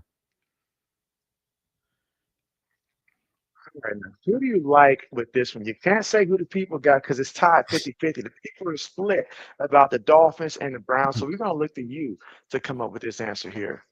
Man, I'm going with the Dolphins. I ain't seen shit out the fucking Browns offense yet for me to take them. I gotta see their offense come alive. Their offense been dead. I gotta see them come alive, especially in the passing game. Okay. You know what? Was the one that chose the Dolphins when they played the Jets early in the season there because I knew a little something about the Dolphins there. I also was the person that chose Carolina when they played the Dolphins. In this one, I'm going to choose the Cleveland Browns in this one. Cleveland at home, Cleveland defense versus Miami's offense. Right now, Miami is rattled offensively. I mean, Achon's doing good, which I'm happy about that because it's for my fantasy team there. But ultimately, this Browns defense, when they're playing on the regular field, not that field Pittsburgh has, but that they're pretty good. And this offense, I feel like for Cleveland, Dylan Gabriel last week, I do think the field contributed a little bit to that, not to mention how bad this Dolphins defense actually is. This is going to be the easiest game of Dylan Gabriel's career. Now, what does that mean? I can't tell you I know what that means in terms of that. But what I feel like it means is that Cleveland at least scores 17, maybe even 20 points this win. Maybe they win 2013, 2016, 2017, something like that. But I think Cleveland ultimately finds a way to win a hard fought matchup. If they can beat the Packers, I think they're capable of beating the Dolphins with a better quarterback situation, I feel like, than what they have at Flacco. You heard me right. Better. Whoa, that's whoa shit. Damn. Right. Damn. So we will see. We will see. But I think the Browns win this one at home. And this could be the one that gets McDaniels fired. I feel like this is the one that gets him fired. You lose to Cleveland, that's it. You're done. You're done. Yeah, you ain't lying. All right. Next up for this one, I'll let you go first with this one here, Zoe. Man, I don't even know who Tennessee coach even is right now, man. And I like what I'm seeing out of New England. You can't drop the ball against a Tennessee game, against a Tennessee. I don't care. The game could be close. But Drake May and the Patriots got to come out this game with a W on the road. They have to. I got New England. Agree with you. Like all the sentimental stuff about Mike Vrabel returning home to Tennessee. He doesn't care about none of that right now. He just wants to go out there and win. What this game is an opportunity for is for them to establish the run game a little bit better. Go out there, get Travion Henderson more involved there. I know that he took more snaps last game here, but see if we can get him going because that's the element of the offense that we drafted him to be, but we haven't seen that part happen just yet. I mean, yes, he's doing good pass protection, but from the screen plays that turn into big plays. I want to see a big play from Travion Henderson this game. And for those that have him in fantasy football, I feel like this is one of those now or never type of moments here. So I'm looking at him like, okay, this is a perfect game for you to come in here and shine this matchup. So we will see. Not to mention Calvin Ridley. I think he's hurt. Don't even know if he's playing. Tony Pollard has not done anything. Patriots have been very good against running backs. Tennessee's just they're lost. They're lost. That being said, though, I think New England wins final score 27-13. I'll even throw out the final score 27-13 is what I think the final score. Next, the Raiders versus the Chiefs. Man, I would go first with this one as well here. I would love nothing more than for the Raiders to go down there and beat the Chiefs, but I'd have to be a fool to take the Raiders right now in their current state to pull that off. So I've got to go to Kansas City Chiefs. Right now, the Chiefs, they have their identity back. And not only that, Rashee Rice is coming back. He's hungry. This offense is on a completely different level when he's out there playing, I feel like. It takes the pressure off of Travis Kelce. He can go back to just being just there when they need him and just feed Rice. Everybody else is going to be that much more open because of that man being out there. It's just not going to be pretty for the Raiders in this one. So give me the Chiefs to win this one, Zoe. Man, ain't really too much to talk about. I got Kansas City. That bet. She's going to take your boy Dino. Yeah. Now, Zoe, before you make your pick here, tell us what to expect here. And I want to hear a final score projection also from you in this one. I got the Vikings beating the Rams. Beating the Eagles. I think the Eagles, they're having problems. They missing some people in their secondary, even though the secondary ain't that damn good anyway, though. But the offense line ain't really been doing good at blocking. And I think Minnesota Vikings defense is going to feast on Jalen Hurts and slow that run game down. They should get some turnover from Jalen Hurts. It's going to be a close football game. I got to be in like 23 to probably like the Eagles' favorite number, 17, 23-17. Okay, let me ask you this here. So, from a Viking fan perspective, tell me this. So, when's the last time the Vikings actually, like, what? Y'all was just on a bye week, right? Right. And before that, you had an international game, right? Yeah. And before that, you had an international game before that, too, right? When's the Yeah. last time the Vikings fans got to see their football team?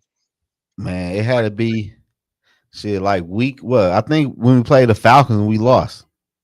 So, that's a long time.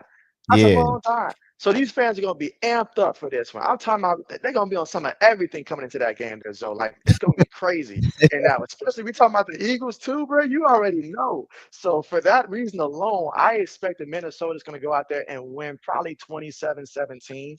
If y'all had the quarterback position secured, it could be more than that. But 27-17 is what it's going to end up being. Minnesota beating the Eagles there because you guys have been waiting. You guys have been penalized. The league said y'all got to go 4 weeks without a home football game. Yeah. That's crazy. Yeah, we ready. Right. Panthers versus the Jets. I'm going to go first with this one here. I got Carolina. I like what they're doing. Now that Rico's is finally giving them an identity in the backfield, and I'm pretty sure that Chubb is going to be coming back as well here. Jets got nothing going for themselves right now. I mean, it's a team that only mother could love at this point because there's nothing good coming from the Jets right now. So give me Carolina to advance to 4-3. Who you got? Ooh, I gotta go New York Jets on this one, man. I gotta go with the Jets on this one. I gotta go New Okay. York. The Carolina Panthers been playing good. They got 3 wins and 3 losses. But if you look at them 3 wins, they all came at home, and all their losses came on the road. And I think Jalen Hurts is going to cut it back on like he did against the Pittsburgh Steelers, and their defense is going to wake up like they did against Bo Nix. I feel like this is a game right here the New York Jets have to have. Because if you can't beat the Carolina Panthers at the crib, who can you beat with your remaining schedule? So they got to get this game. So you say Carolina's winless on the road. You point out the Jets, they're winless, period. Home, road. But you're right. They gotta get that. They gotta get that win out there somewhere. Somewhere they're gonna get a win here and there. I just don't think it's gonna be this week against Carolina. I don't think it's gonna be this week. It's like I remember because JB will keep it a buck with y'all. Back in high school, JB was on a losing team that had a losing mentality and stuff like that. So we know when teams out there that wasn't that good, they would circle that one game on the calendar, which happened to be us, and everybody was amped for that one. Everybody and their grandma would show up to the game excited to play that one. That's gonna be Carolina against this Jets team. So I think the Jets at some point will get a W, couple W's, but I don't think they're gonna get it against the Panthers right now. Let's see. Giants versus the Broncos here. I'll let you go first on this one, Zoe, because I got to think about this one. I like what I see out of New York though. They've been playing good with the young quarterback, young running back. They beat a big team last week. they still gonna be high if the Eagles win, man. I'm taking the Denver Broncos, man. The Broncos about to make the rookie quarterback look like a rookie quarterback, man. That defense is about to come and play, man. I think Bo Nix, he gonna have trouble against that defense though, but I think Sean Payton is gonna coach the team up, know when to run with the ball. Bo Nix gonna know when to run. I think this is a big game. The receiver from Denver show up, and yeah, I got Denver winning at the crib. And plus, East Coast team going to the West Coast down there, and the altitude is different in Denver. Like they're gonna be running out of breath and all type of shit. I got the Broncos. Say this. Like that. I was listening to myself there. You pushed me towards a direction also there. I mean, you think about the Giants. They have life, as someone that has despised the Giants for a while, I'm actually legitimately happy for them. Like anytime you go out there, you get your young kid, right? He's got a lot of good things going. Sure, he's got to mature and stuff like that over some time so you get some consistency, but he's going to be on the road here against a tough Broncos defense. Patrick Surtain might even get a little interception this game. You never know. But what I do know is that this is the game here for Bo Nix. If ever there was a turnaround game in the making, it's got to be this game right here. You're at home, and although you're going against a 2-4 team, you also know in the back of your head, dang, Kansas City's back. We have to keep winning. Every game is a must-win. The Chargers are literally right there with us as well. We cannot afford to lose a game like this that we should win at home. So I'm going to go with the Broncos here to win this one. I think Bo Nix has a bit of a comeback game in this one. He's got to. Colts and Chargers here. All right, so I'm going to go ahead and go first with this one.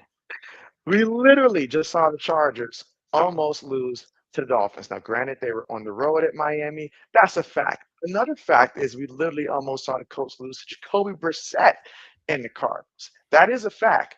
Colts lately have beaten Cardinals. They've beaten the Raiders there. Um, Chargers, they do have some questions. They don't feel comfortable saying this. You never know which Chargers team is going to show up.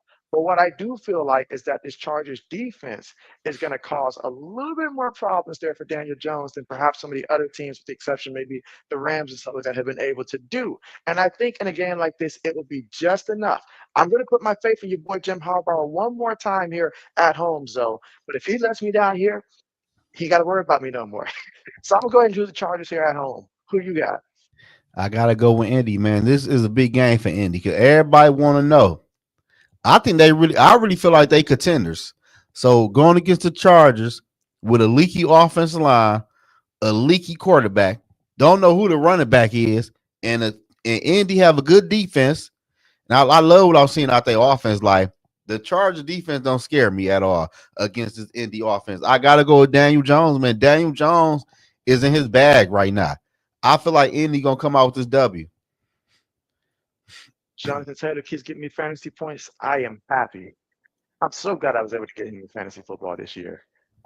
Oh yeah. All right, let's see. So this one right here, I just got to point out a rivalry game, true rivalry game here in the NFL. Commanders and the Cowboys here. I ain't gonna lie, Dak Prescott been balling lately.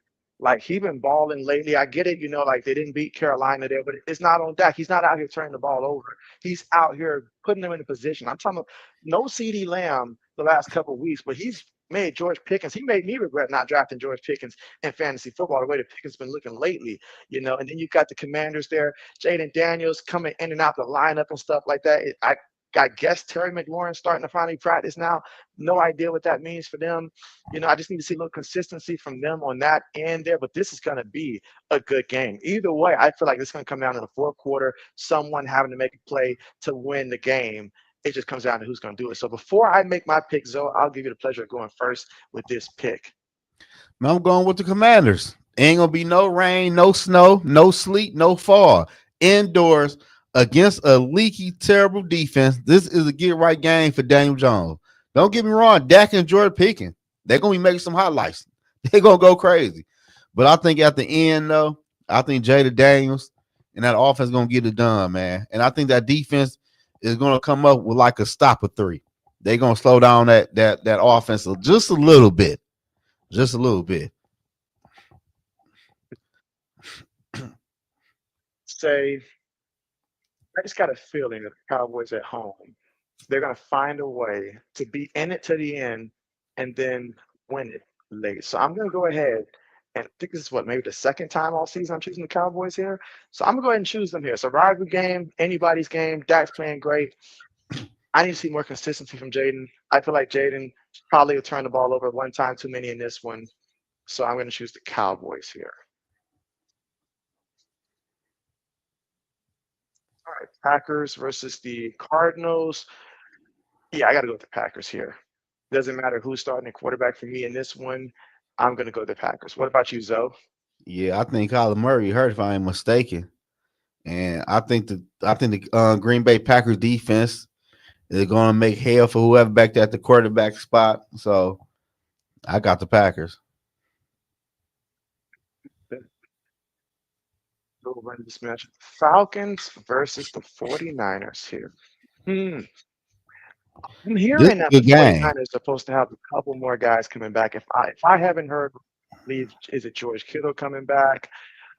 But I mean, there's just guys just plug and play at this point. And then Atlanta. Which Atlanta is the real Atlanta? Is it That's the what I'm Atlanta saying. that, Do yeah, you trust him I can't say I trust him. He's a big win against the Bills, but I remember the Carolina Panthers beating them 30-0, and that came out of nowhere. You on the know, road? golly, like I'm gonna go San Francisco because they at home here, but both teams, I just don't know who's for real out of these two. Who you got? Like the Falcons, like I said, it's hard because they look like a lot of teams look good at the crib. Then they hit the road, act like they don't know how to play football. But I think the Falcons it turning the corner a little bit. I got a lot of faith in their defense and Robinson and London Drake and everybody on that offense and Michael Penix. I gotta go with the Falcons, man. I have to against. Right? I think the fucking 49 about to be left for dead. Give me a name, six shooter. We need a name. Give me a name for the show. What did he say? Oh, this is a good one. We're trying to catch up on some of the comments here, guys. So I apologize. I had to go through a little bit quicker. But once we go through all of our picks and stuff towards the end, we'll be able to get to the questions. So JB's hopefully going to be caught up by the time we get to that point. All right. So Zoe, Buccaneers versus the Lions here. What are you thinking? I gotta go with the Buccaneers, man. I like what I see out of Baker Mayfield, and I like what I see out that defense. The Lions secondary is banged up for real, and I think they missed somebody on the offensive line. I don't know, but I think they're gonna slow down that run game, and I think Baker Mayfield and the receivers gonna have a field day. It is so tough right now to choose against what Baker Mayfield and Tampa Bay is doing, regardless of who lines up at receiver. He's out there making the plays that need to be made, and he just looks like he's just slinging the ball. Like it's not like how you see some quarterbacks where they look duress up under pressure. He's just out there just being him, playing, scrappy football, but he's doing it at a high level. So I gotta like that from him. As for Detroit being at home here, whereas obviously last time they were on the road against Kansas City, that matters some. Then they just coming off a loss to Kansas City. I asked myself, do I really feel that Detroit at home, can their secondary hold up against Tampa Bay? For me, that's the biggest question about this game here, and that's going to determine who wins this one. And so I was prepared to go with Tampa Bay in this one. I think I've changed my mind. I'm going to choose the Detroit Lions in this one. So give me Detroit. Let's see. All right, so I'll go first with this pick here. Seattle has a wonderful defense when they're healthy. When they're not healthy, that's an entirely different story. But when they are healthy, they have a very good defense. They'll be at home here, so the 12th man will be in full effect. And as for the Houston Texans, yes, they showed me that they're capable of putting up points offensively, but they showed me it just one time this year. And against a team like the Seattle Seahawks, their defense at home here, I just can't bank on Houston here. They're not going against a injured, Baltimore Ravens team. They're going against the Seahawks. Give me Sam Darnold and company in this one. What about you, Zoe? Yeah, man, I ain't seen nothing out of Houston, man. I think this is gonna be a long day for CJ Stroud. I like Seattle. My total point, I got 47. It's gonna be like 30-17. Yeah, okay. How many points to score in this matchup here? What did you put for this one, Zoe? Still 47. doing my math here. You said how many? How much? 47. 30 plus 17. That's 47, ain't it? Yeah, I thought you said seven. I was like, wait a minute. Oh. See, I'm gonna say 34 points.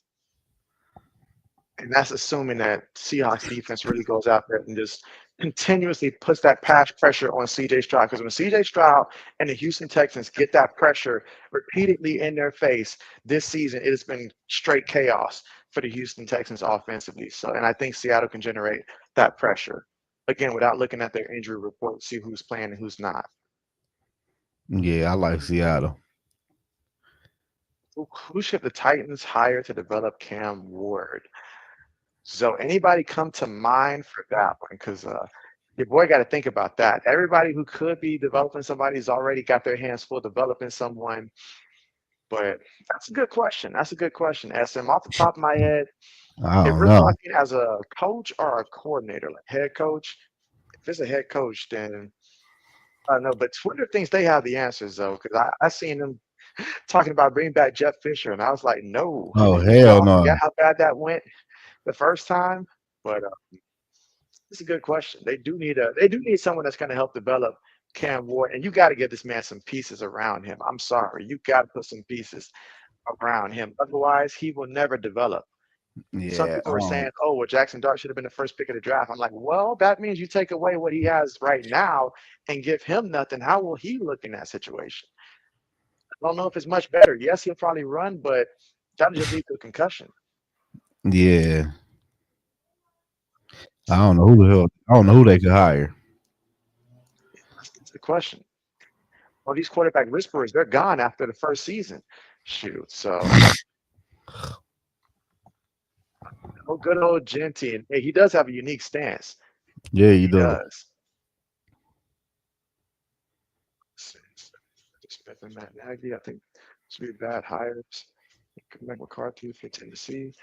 And so, I mean, Mike McCarthy at least is someone that I would trust more than Matt Nagy. Don't get me started on Arthur Smith. I'm still questioning how is he getting as a coordinator jobs.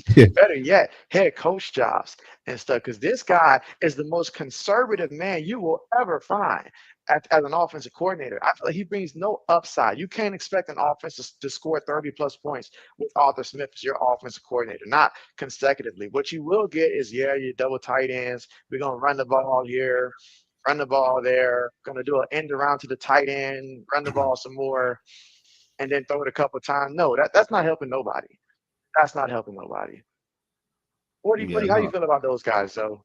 Like I'd rather go with Mike McCarthy. At least you know he could fix some shit. Like they need culture rebuilding and everything.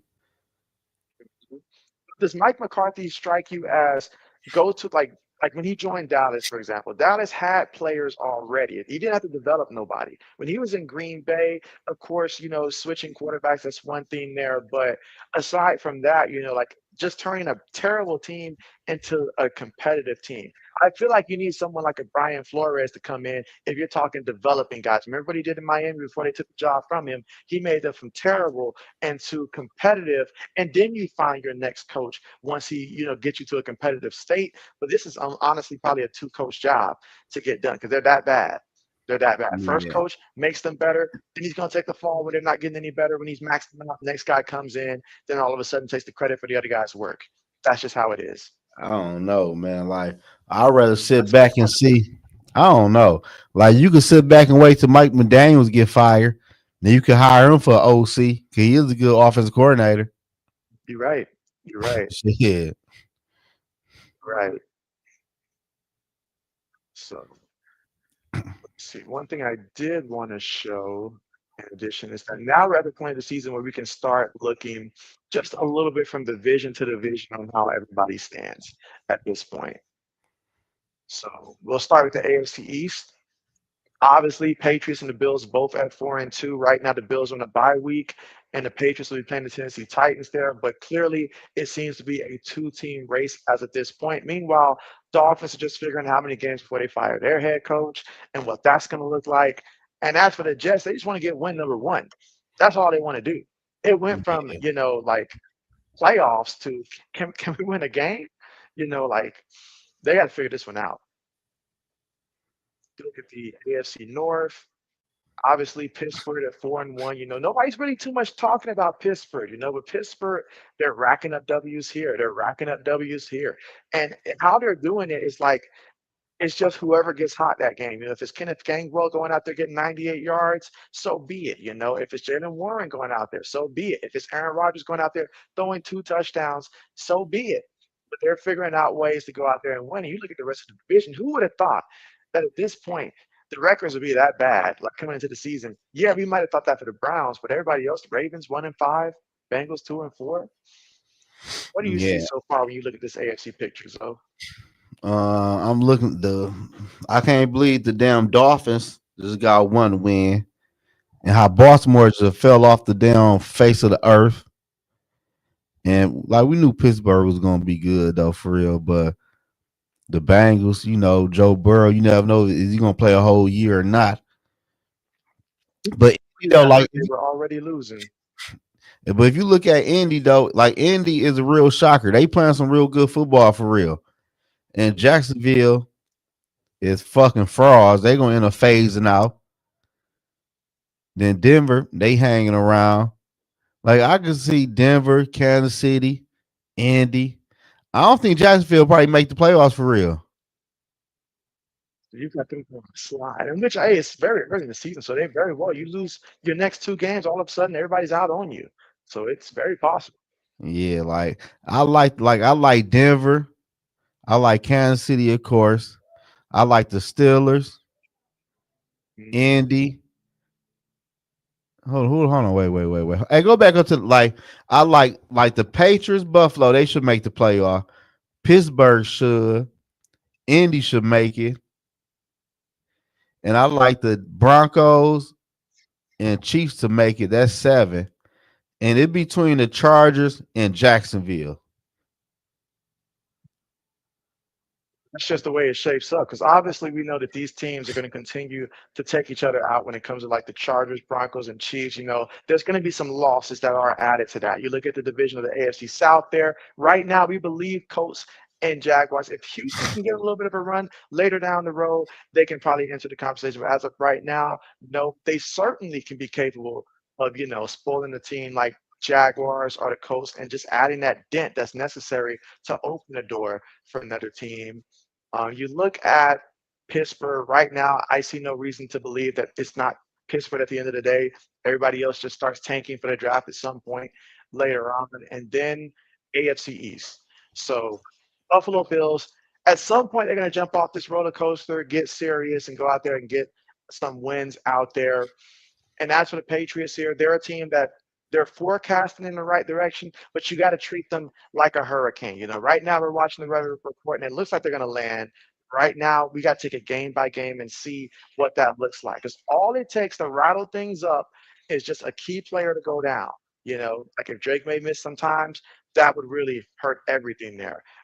Christian Gonzalez, he's really good, but when he has not played, we lost like 2 of our games. And then when he came back and gave us that cornerback one that we needed, it made all the difference defensively. And he's a guy that's injury prone. So each week I look at the injury report and I look to see if he's playing, and then I look at our defensive linemen, like who's hurting the D line. Those are the 2 players I care about when it comes to, the Patriots defense, because they make the big difference between us giving up 17 points and maybe 27 points at the end of the day. So Right. Yeah, but them the only teams I could see really making it though. I think Charger and Jacksonville is going to compete for that last wild card spot for real. yeah, let's look at the NFC. You can step away for 1 second and I'll be right. Who y'all got making playoffs in the AFC? Who y'all think could make it? Like, I don't know. Oh, we talking about NFC right now. Who? Hold on, the NFC. Like, is the Commanders gonna make it?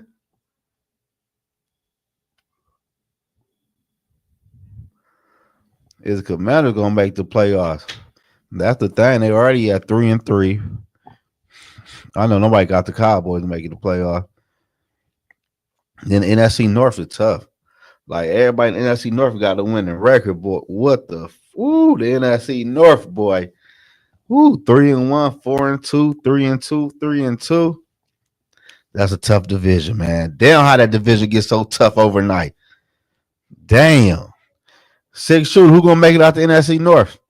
Who gonna make it out of NFC North? Who gonna finish last in the NFC North? Who gonna win the division? I don't know. The NFC North is hard right now. I gotta see how the Vikings come out against the Eagles, man. If they come out like they did week 1, oh man, they ass in trouble. They better come out firing on all fucking cylinders against the Eagles. The Eagles right now is down bad. They kick them in the ass.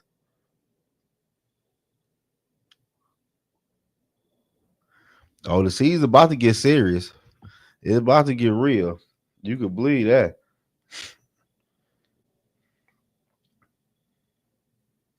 It's about to get real in the NFL in a couple more weeks. Taco Cop, man, Cowboys ain't making no damn playoffs. You can forget that. Yeah, no, he's talking about Cowboys. They're not making no playoff. See, I'm just going to go ahead and to the comments here so that way I can get the questions again. If I missed your question earlier, go ahead and comment it again. But I'm gonna try to get closer because he's getting buried here in the chat. So let's see. So we'll start here. So again, if I went over your comments there, just go ahead and comment again.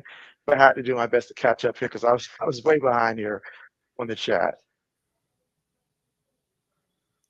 So when it came to the NFC North specifically, Zoe, when it comes to just how you see the rest of this playing out, has your stance changed from the last time we talked at the beginning of the month in terms of just 1 to 4, how you rank the teams in the NFC North?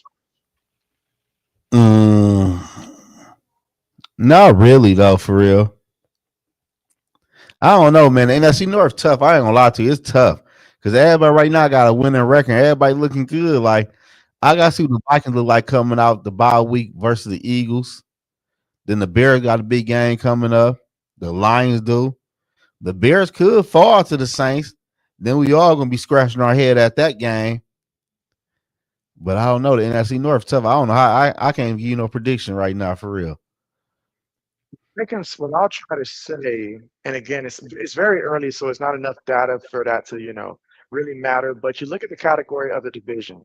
So even though it's very early, right now the Bears are 0-2. So that tells me right now from that 3-2 record, if you're losing division games, that gives you that extra loss. That's going to matter at some point with these close games there. So you look at the teams. Who are the teams right now that have not lost? In the division, you look at a team like the Minnesota Vikings, obviously 1-0 in the division. So there's still plenty of games to be had there. Currently 3-2. Only difference between you guys and Detroit is the fact that Detroit did not have a bye week. It's really the only difference. Green Bay Packers, they are 3-1-1. Now, having that one tie instead of that loss, that's going to determine whether that helps them or hurt them with it being close. Because, again, if you guys have the same amount of wins as the Green Bay Packers, not having that loss and having it be a tie, that helps them. But if it comes down to a situation where, hey, they needed that one win and it ended up in a tie, especially against the Cowboys at that time, which they had no business getting a tie with, then it could hurt them. So that tie, we will see how that plays factor so far, like later on. Yeah. But yeah, that's the interesting part there. And if you look at the NFC East right now, obviously the Eagles are trending in the wrong direction. Commanders are 3-3, Cowboys 2-3-1, and then the Giants 2-4. There's some interesting things going on in that division, especially when you think about Commanders. Can they repeat the success they had last year? Right now, they're getting bit by the injury bug. That's tough. Cowboys play best when nobody expects them to play good this year. That part is evident. They play their best when they're not expected to go out there and win it. Archie said Cowboys and playoffs don't belong in the same sentence. No, no, no. Nah. He says, JV and Zoe, will Aaron Glenn survive the rest of this season if this winless disaster show continues? What do you say, Zoe? Man, hell no. Let's You say, for got example, the Jets win 1 or 2 games this year. Let's be nice and give them 1 or 2 wins. Is that enough for Aaron Glenn to keep his job after this year? I would think so, but you got to sit down to that owner, to that GM, and like what's the game plan? But it's not his fault though. Who the hell picked Justin Fields to be the damn quarterback? That's the GM fault. Like a first time head coach, and you give me a project quarterback to be my quarterback one. You should have brought Sam Darnold back home. I'm saying, I'm not even answering that call at all. You ain't If you don't lying. get through hell once, why would you go back? Why would you go back? And the situation might even be worse this time around. You Nah, ain't he's good lying, where he's at. but Justin Fields, like they should have traded for a quarterback or something, man.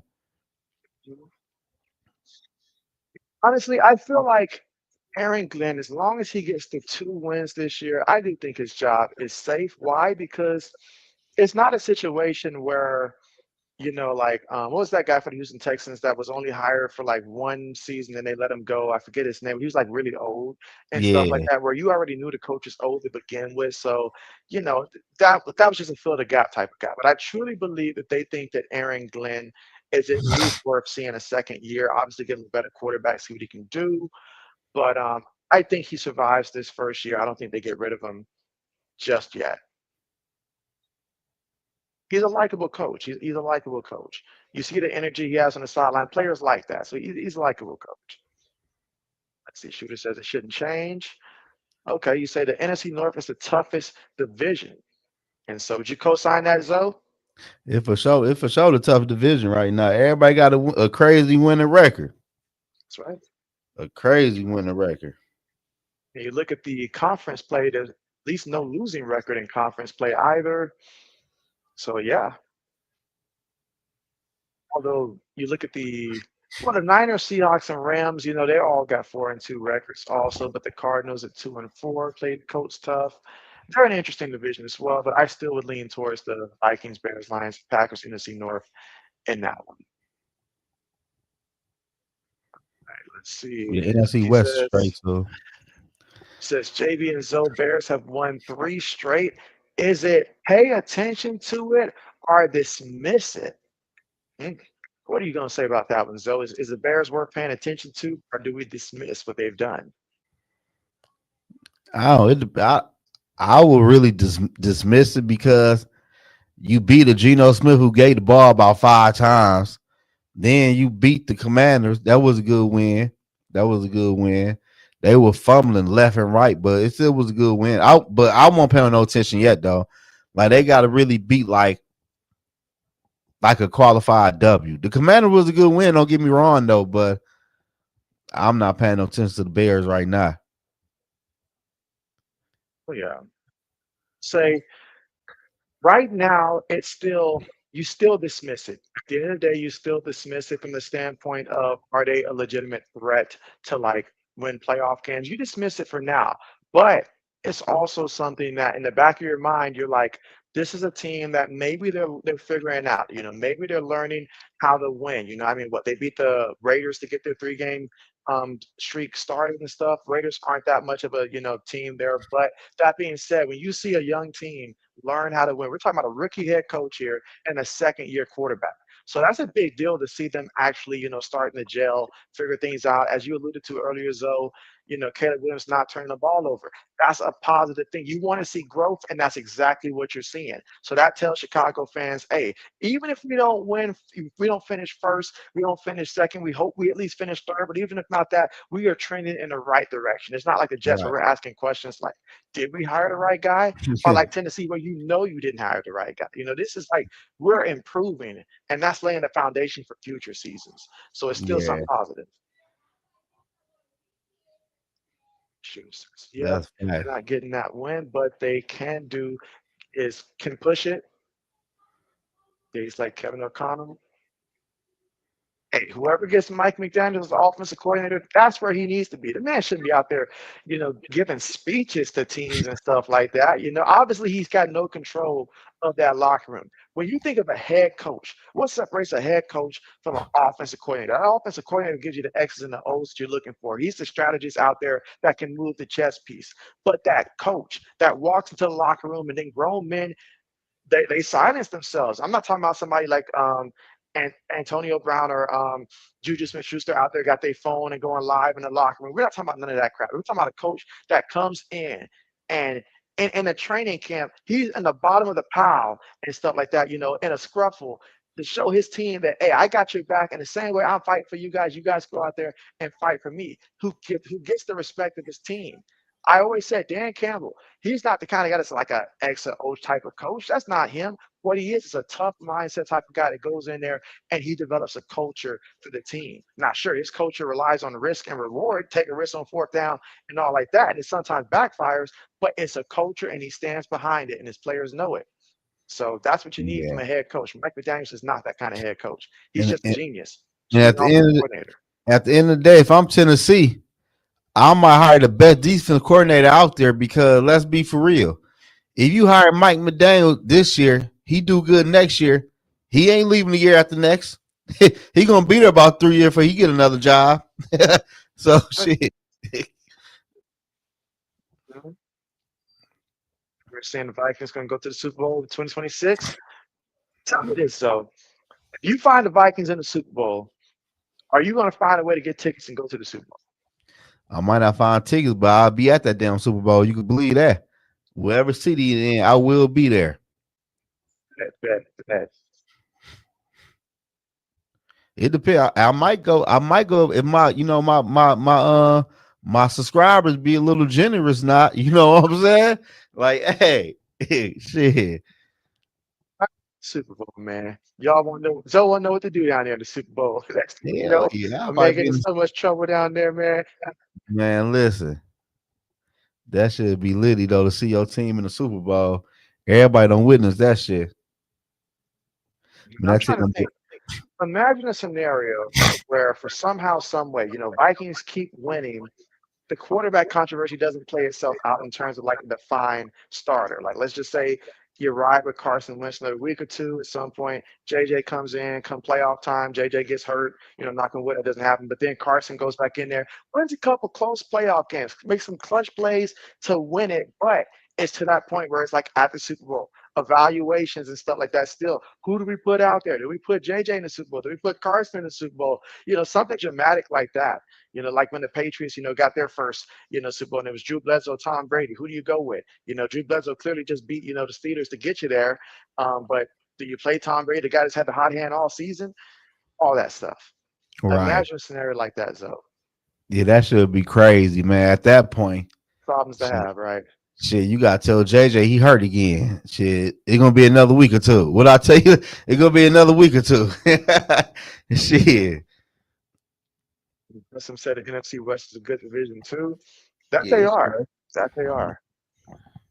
See, Shooter says, "Oh, quarterback, if he's changing, he's definitely worth paying attention to." And so, yeah, I guess we have to define what paying attention to actually represents. Because for me, you say pay attention to a team, that means that this is a team that's a Super Bowl contender right here, right now, if we're going to pay attention to that team. So, I feel like what the Bears are building is for the future. So, in future seasons, absolutely. But this season right here, will it result to that kind of success? I don't think that it will. But obviously, if they keep finding ways to win, it could materialize. But it's a feel good story right there. It is. Yeah. Yeah, it is. I ain't gonna lie. Yeah, they are learning how to win. So the coach is the quarterback. Speaking of quarterbacks, what do the Dolphins got to do to move on from Tua? Like, what more do they need to see at this point? I mean, my man's injury prone, first of all. So I can't build a house on a foundation that caves in every 2 weeks. I just can't do it.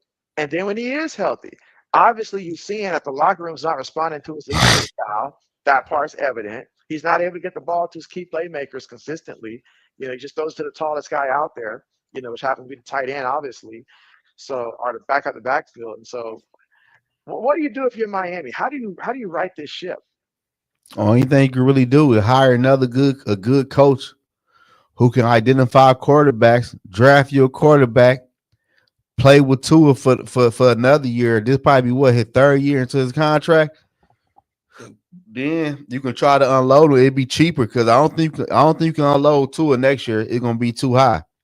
You just gotta roll the dice with him for one more year, but draft a quarterback to be his replacement and do what the Broncos did. Eat that money up and run with that rookie quarterback. Huh?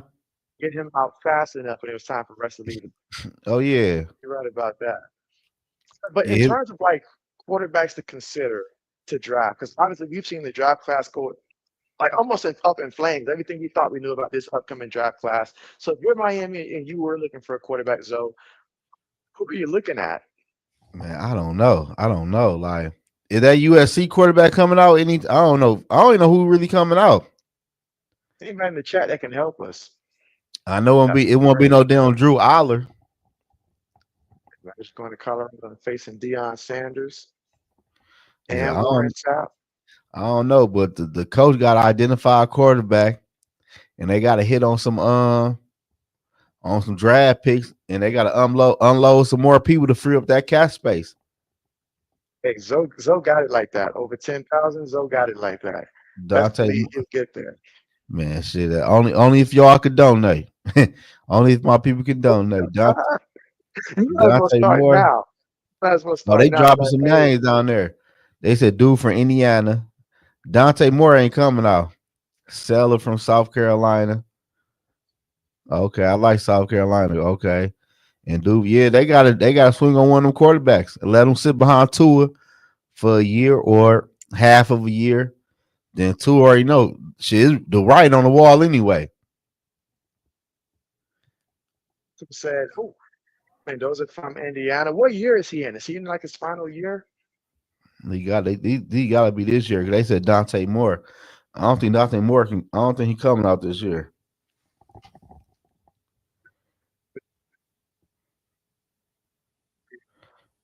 Sellers from South Carolina. How is he? Like, I haven't watched too much South Carolina game other than like when they played like Virginia Tech early in the year. It's the only time I think I watched South Carolina myself. So I haven't Oh, heard too much from Sellers though this year. he said Oklahoma. Oklahoma always had good quarterback, so that'd be a good quarterback. But you can't move forward to it. All you would do for the next coach is just inherit problem that's Yeah, already there. And you just can't build with a guy that can't stay healthy, first of all. That's the problem. I mean, sure, like if you look back to last year with the Giants and what they had, with Daniel Jones and stuff, they moved on from him. But at least Daniel Jones showed he can be durable. So that means if I can fix his problem, that can help. But Tua, anytime you start correcting his problem, he's going to get hurt and you got to start all over again, worse than it was before, rebuild. They're just not going to be able to do that. The fan base does not have the patience for Dolphins to go through that again. hey, what's my And this man is more named of a thing, again? though. Hey, what's my Quinn man Ewers. name that played at Miami? He transferred to Georgia. Talking about Carson Beck. Carson Beck. Yeah, he asked. My cousin said Carson Beck. He asked. And when fuck I'm drafting on Carson Beck. Fuck no. Yeah, Tua already knows over with. Tua, he got one more year is over with.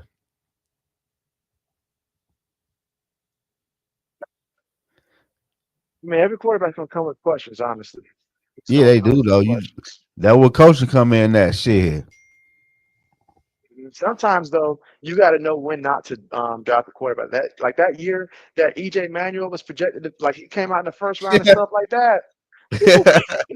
You got to know when to tell the GM, like, look, I don't care how bad it gets, you do not draft this guy. Not only him, guys like Jake Locker when they came out, so like you got to know when to avoid a certain class.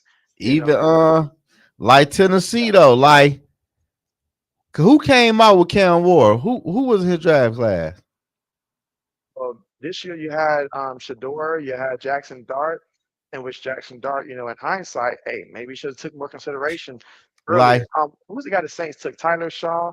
Oh yeah, hell no. Like Tennessee should have just traded back and got Shador when they seen his ass drop and got him in the late round. Because I ain't think Kellen Ward gonna be a good quarterback anyway. He ain't playing enough in college. For me, I still got faith in Cam Ward, but they got year two is going to be so pivotal because if they give this man nothing, he's going to turn out to be nothing because the situation is just that bad down there in Tennessee. Or they might break his ass like the Bears did Justin Fields. Justin Fields ain't never looked like this shit in college. This is a whole different type of quarterback we looking at. He had to transform his game. Like he literally transformed his game, and I don't even have the words Yeah. to describe that. That needs to be studied. The transformation of what he was at college to what he became. That's what I'm That saying. needs. That's like in college, he didn't even run with the football. He barely ran with the motherfucker. That's what I'm saying. Like Tennessee better be careful. They might break his ass. I like the fact that Cam Ward has such strong confidence. Through it all, though, the confidence has not been wavering because he's going to need that confidence. Believe me, he's going to need that confidence. Yeah. The sport is dying. They've got no good trainers, no good teachers of the game. You ain't lying. I don't like we don't know what a good head coach would be right now. Ain't no good OCs even out there. Shoot, everybody's so new and stuff like that. Trying to figure that out myself. But one thing I'm about it, glad. two things for sure they don't never change. A run game and a strong defense. I forget the offensive line. That Yeah. makes a difference. Which is why it is so hard to fathom why the Eagles have the problems that they have because you're like, hey, it's not like the offensive line is terrible, you know? I Like, don't know. They ain't been playing good this year. They blocking been horrible. imagine once the push gets banned, how that's going Or to be. shit. Or another thing, Saquon Barkley ass might be tired. They ran that man to death last year. Speaking of which, completely random and not football related, but obviously with the NBA regular season starting and stuff like that, who here is excited for the NBA upcoming season? And who do y'all project is going to be the teams to look out for this year in the NBA? Obviously, you got OKC running it back. Interested to see what Houston's going to look like this year. Celtics Shit, dealing with injuries. the Pistons. So said them Pistons. For real. Man, They've been on the come up. they lost to New York because they were just young and inexperienced. Wait till this year. For sure, for sure. Some says that Cam Ward has potential. They need to get the right coach. Getting the right coach is so critical. So critical. I mean, you give him the right coach, you give him an offensive line, first of all, because I am tired every time I watch Cam Ward play. Before the man can finish his play fake, he's already getting tackled by the DN. I'm like, he can't even get a play fake in, so Yeah, offensive line got to improve. you right about that 6 shooter. The NBA is dead. I ain't watch the NBA. I used to watch the NBA. I ain't watch that shit until playoff time. Told myself I'm gonna try my best to watch a little bit more NBA this season because ever since Kobe Bryant retired, like that was basically it. To where I just was like, I'll watch it occasionally and stuff, especially once playoff time comes, depending on how good Lakers do. But I'm gonna try my best this year to just watch a little bit more. That's my goal. He say Mercy Luca says purple and gold. Luca don't play defense though, do he? Ain't that what they was saying? that's what got him out of Dallas. That's exactly what got him out of Dallas. Hey, oh yeah, man. I'm gonna say this, man. Shout out to Dallas, to the Cowboys, and to the Mavericks because they had two young stars in there, and they got rid of both of their asses. Shout out to the Mavericks and to the Cowboys. I ain't lying to you. I tell people I'm not paying you just because people feel like I got to pay you. Like we all know Michael Parsons ain't no damn home, no game record. I'm not about to pay you no $48 million for what? Michael Parsons is for real is the average fucking right end or whatever he is. He an average defensive player. That sacked the Commanders quarterback before Jaden Daniel probably 10 times a year. Then sacked Daniel Jones 10 times a year. So the man got about 20 sacks. That man, like, I respect the Cowboy for that. That was real smart. want to do. Some nice picks in return to help build for the future, especially these guys that, can go ahead and gel now. And what got me was that the whole locker room was turning on him as well. Like that tells you a lot right there. When the locker room starts turning on a guy, these coaches got to have that type of strength. Because I think about what happened in Pittsburgh back in their heyday, when everybody's talking about the big three, Big Ben, Le'Veon Bell, Antonio Brown, and then you have Antonio. Their ego is too big. You can't bring in a championship because the egos are too big for each player. One guy holds out the entire year for his bag, doesn't get it, doesn't perform, and then anybody thinks it's about him, gets jealous of his own teammate Juju, and so it just like you get a player that his ego is becoming too big, even if the talent is great. Sometimes it's just better to just part ways. Got to, man. Got to. That's why I respect Dallas for what they did. Let's see. Shooter says Anthony Edwards was watching videotape of Michael Jordan. He should have been doing that. I got to see Anthony Edwards do this in the playoffs, man, because I'm like, Yeah, he every don't time do. I see this man go out there and like when he has a good game, I'm like, all right, Ant finally gets it. I'm looking at the next game, a man only got like 5 points at halftime. And I'm like, bro, what we doing? That ain't MJ at all. That ain't MJ like at all. At least try. I feel better if you go out there and just take almost every shot, every other shot if you got to. Whatever gets you going. Layups if you got to, because he can get in the paint whenever he wants. Hey, question for you, JB. Wasn't the Cowboy defense bad last year? Yeah. Yeah, RC says, Zoe, look at their damn defense now without Micah. It's the same as last year. You gotta see what they do in the NFL draft for next year. See how the defense look. Shoot, who would I drew right now? And obviously Zellers from South Carolina. I feel like, he's someone, especially if I was like a team like the Rams, I'd like to have him. I can't speak on the NFL draft quarterbacks for real, cause only person I really know of is Drew Alec, who's coming out, and the rest of the people I've never seen him play. Drew don't fall to at least the second or third round in my book at this point, preferably third round, because I got to develop you as a quarterback for a whole year.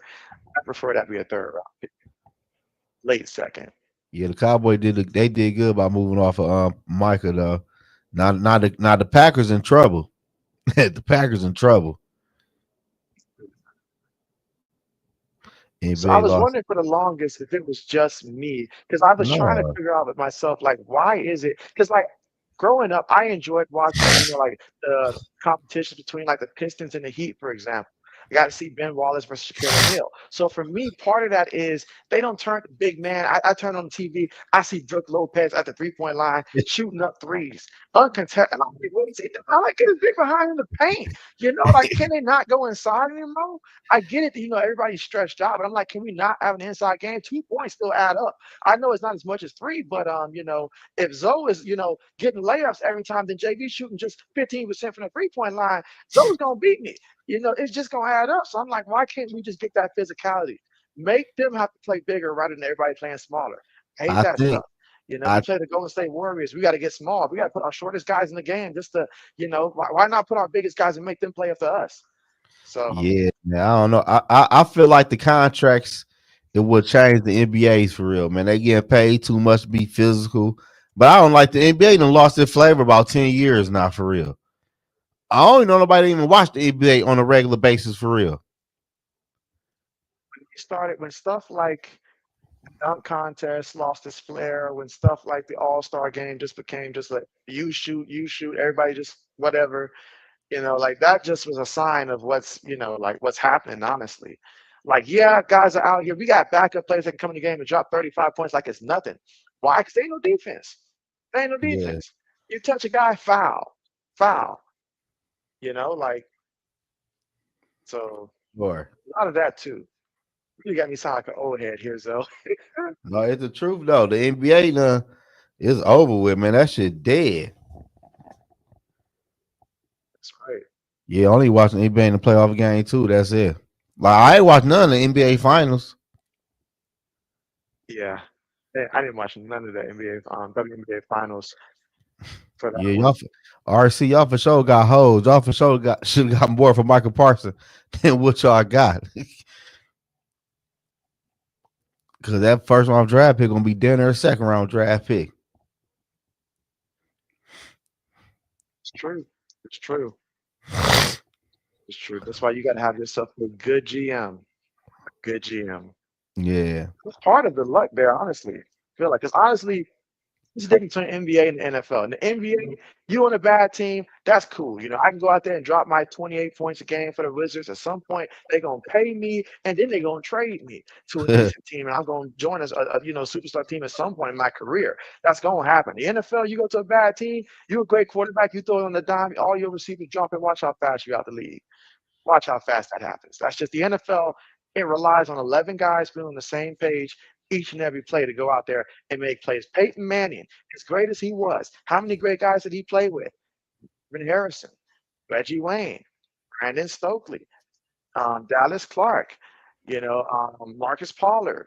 And then you look at the offensive line that they had, Terry Glenn, obviously, we all know Jeff Saturday. The list went on. Backfield, Edgerrin James. A bunch of Hall of Famers that he had a great offensive coordinator in Tom Moore. How that man never got poached from the Colts to be a head coach, I have no idea during his time in Indianapolis. And then same thing when he went to Denver.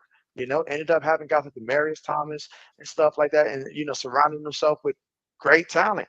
Great players need great players. Tom Brady didn't walk in there to some winless team when he left New England. He went to a team that was stacked at wide receiver, brought in his guy Gronk, put in his guy Antonio Brown and stuff like that. Well, it was his guy at that time and then faded on him.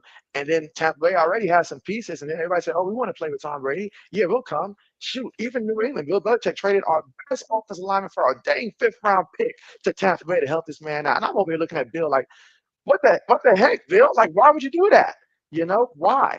For a fifth round pick, if you're gonna trade him for some value. But for a fifth round pick just to get him off the books, come on, man.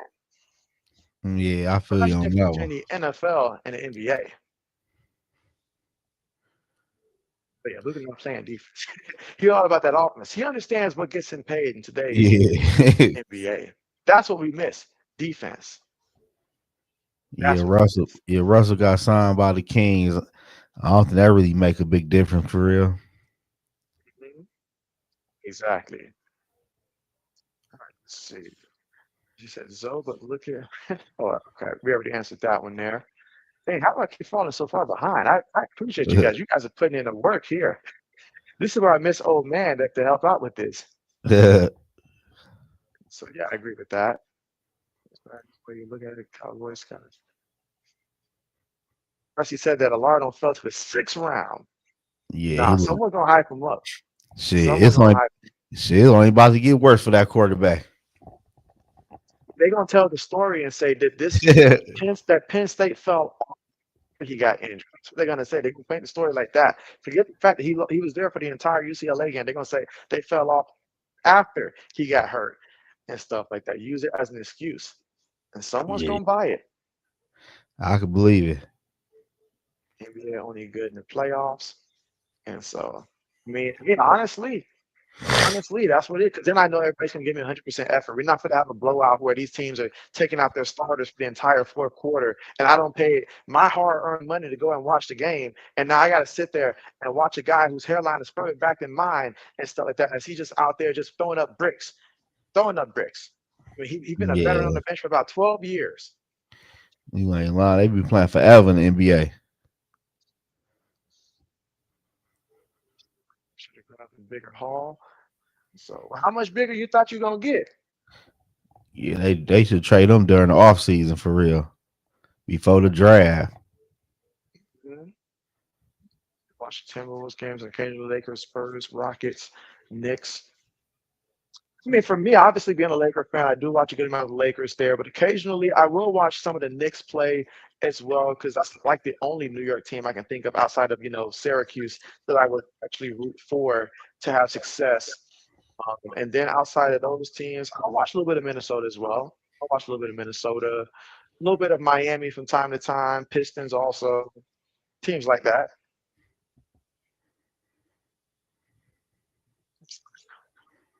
Oh, Sam, did if I say Sam, did I go overtime here in terms of the stream here? Are we actually overtime here? CRC said, ain't enough good stuff going on in the NBA to even try to run an actual channel on. He said, shoot, Man, would eventually probably get boring. I mean, I don't really know how to describe it, honestly. It's just if you can bring defense back to the NBA, I would settle for that. Yes, you can have your fouls and stuff like that. If we're gonna have a big man shooting at three, the damage has already been done. I get that, but if we can bring true defense back there, that's all JB's asking for. RC How said about that should got. He said they should have got rid of James Franklin and Drew Aller. but he got Drew, rid of himself? but shit, James Franklin won. Shit, he don't give a fuck. They owe that man $50 million. I saw that Russell going to Sacramento. All I can think about is, man, this man. Shit, I mean, I get it. Like he still wants to stay relatively in the area, so Sacramento made sense there. But man, I just kept thinking, I'm glad it's not my team. That's it. yeah, I don't really see what that shit do. As I'm saying, eighth round RC, 10th round. Oh, man, y'all going crazy. Now, JB will not be going all the way to 1 a.m. Oh, no. Because then I have to tell manager I'm sick and stuff like that. And they're going to be like, again? Again, straight up. Uh-oh. Let's see. RC said, JB Zoe, when James Franklin got fired, they should have pushed Alar out the door with him. Okay. Called it 2-for-1 special. Let's see. What do you think about Cooper Flag on Dallas? I'm I got still shit. wondering how that even happened, but it was needed because I'm talking about when Jamie be driving around Dallas, I would see like all you see is like a couple like hills, and on a random poster, you'll see somebody calling for the job of the Dallas Mavericks GM. They want him gone. They were that mad about the Luka trade. Like they needed this. When I say they needed this, they needed this. This is what saved season tickets, saved the fans' interest, and now as a GM, you can say, you know what? I planned this from the start. I knew this was gonna happen. Yeah, that's how But you know this. That's how you know that lottery shit is fucking rigged. confirmed it to me. Confirmed it to me. Because there's no way they should have ended up. Come on, man. You trade Luca, now you got the number one pick. Come on, man. Yeah, And you go trade him. one season without, But look though, but you trade him to one of the best team in NBA history at that. I can't complain about that. I'm just saying though, like you trade him to the West, you in the West. That was crazy. He saved me. He saved me because I really thought that we was about to go down that long and dark road that we went through when Kobe was towards the end of his career, and we couldn't get nobody to come join, even Carmelo Anthony in his later years. Was like, yeah, nah. We Right. tried to get him that first time. It was just like Yeah, I nobody feel wanted to you go on there. that one.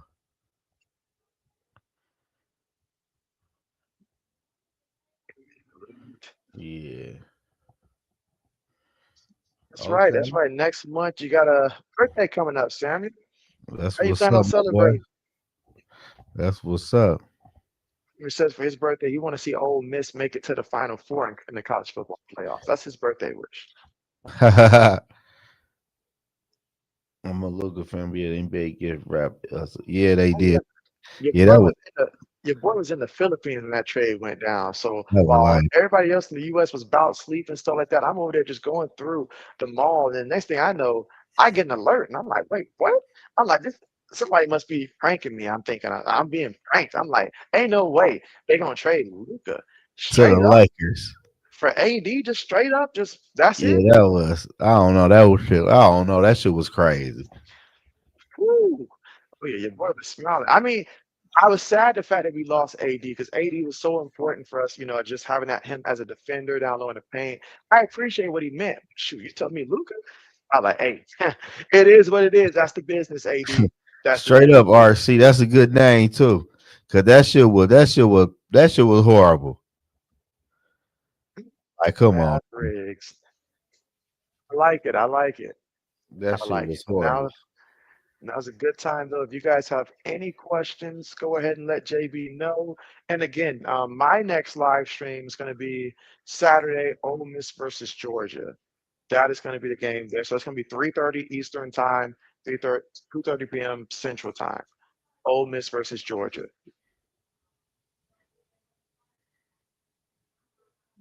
So Sam's about to go out and get some food. All right, well, hey, get some for JB. Oh yeah, and I'm going live Friday night at 7:30 Eastern time with my man. He an Eagles fan, so we're gonna talk about the Eagles and Vikings game coming up. Okay, okay, but maybe we can get some answers about what's going on with the Eagles offense. Yeah, you ain't lying. That's what I want to know. Okay, okay, bet. Are you going to be see, who does Michigan play this week? Are you going to be streaming the Michigan game? Man, When they probably play this not for week? real. I forgot who the hell they play. I probably don't even live stream that game though. Okay, okay, bet. This weekend. This weekend. Saturday, Sweeties Day. You know what I'm saying? But that's right. That's right. I feel like has time flown that much? Because I know that we had that conversation before, but has it really been a year already?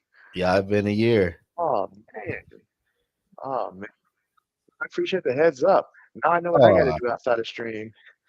RC, come on with that now. Hell no. You're asking JB, do I believe it? I'm gonna keep it a buck with you, RC. I think that is way too early for that. I mean, we just literally got to the point where we just now got to sit down for a second top AFC East. So we just need to do that. We don't need pressures of is he an MVP right now? We don't need that kind of pressure right now. We're trying to figure out how good is he actually, and that's just going to come through a whole body of work. MVP right now is Baker Mayfield. That's what my vote would be right now for the MVP. I'm happy with what Drake May is doing, and I want to see it continue to evolve in that direction. But to say that he is the Juicy MVP loose. right now, I can't say that. I can't say that. Yeah, y'all But he is enjoy. doing good. Y'all enjoy y'all Sweeties Day, fellas. Enjoy y'all Sweeties Day Saturday, man. Don't let that girl fool y'all. Put y'all in the trick bag.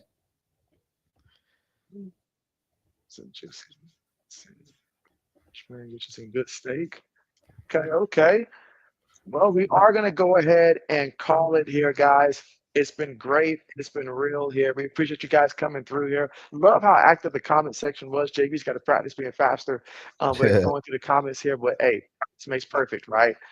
So best of luck to everybody. Up, RC said real quick. So let's see what RC got. He says real quick before y'all close out. Why did the Eagles? Oh, that's right. What's his face? Smith retired like he did. That's a good question. I was wondering that too. I feel like it has to be some stuff going on in the locker room. He's like, you know what? I ain't got time for this. I just left the locker room with the Cowboys. I ain't got time for this drama again. I'm done. The man Yeah. said, I'm done. That man said, I'm out of here, man. The receiver saying F the coach, fuck F the head coach. The quarterback, like, man, it's too much over here, man. It got to be that. Defensive players spitting on people, then all type of stuff going on. And like, I'm out of here, man. Y'all tripping. Mhm. Man, because if it's not injury related, then it has to be that where he's like, you know what? I'm done with this. I don't made my money. I ain't trying to go through another season like this. So he just jumped ship, say, give it to somebody else, coach. I'm done.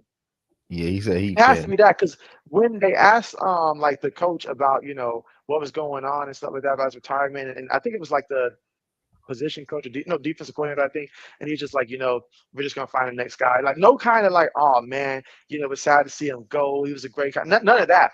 He sounded almost annoyed by the question, like, like, hey, don't ask me about him. Okay, he's gone. It is what it is, man. I'm moving on. So that tells me some stuff going on in the locker room for real. Straight up. Good night to you, Samuel. Thanks for coming through. SM, hey, it's been great. It's been real for sure. Samuel, follow him at his channel there. And baby, who do you think gets traded at the deadline? I'm gonna be bold with this one. It's not too bold though, but I gotta say, I'm thinking it's gonna be either AJ Brown. If not AJ Brown, then it's gonna be Brees Hall. One of those two, I think, are gonna get traded there. I was thinking Alvin Kamara, but Alvin Kamara has made it very clear he wants to stay with the Saints, and I think the organization is going to respect the fact that he wants to stay with them. So Yeah. what can I say? Sometimes you're just happy with the city, and he's happy with the city. He's a loyal guy. I will give him that. So those are my picks there. Either AJ Brown or Brees Hall. Yeah, I could see that. My life, Or I can Justin imagine him thinking that. My man from Tennessee too, though. That defensive tackle, what's his name? Justin Simmons. He might be on the move too. Okay, okay. I'm always looking, how can my team get so, all right. Well, yeah, again, thanks everybody for coming through here. And Zoe, remind the people where they can find you at. Find me on YouTube, Instagram, all the social media platform, man. In the Zone Sports, ZOE N Sports, man. I'm on everywhere, man. And I will be live Friday night, 7:30 Eastern time, with my Eagles special guest. We're gonna talk about the Eagles and the Vikings game Friday at 7:30. I need all y'all to tap back in with me, man. Sure, for sure. And again, JB will be going live again for the Ole Miss versus Georgia game. That'll be my next live stream Saturday. That's 3:30 p.m. Eastern time there. So it should be a great one. Two teams ranked in the top 10. But until then, it is time definitely for JB to get some sleep here. So I will see you guys next time. Take care and be safe.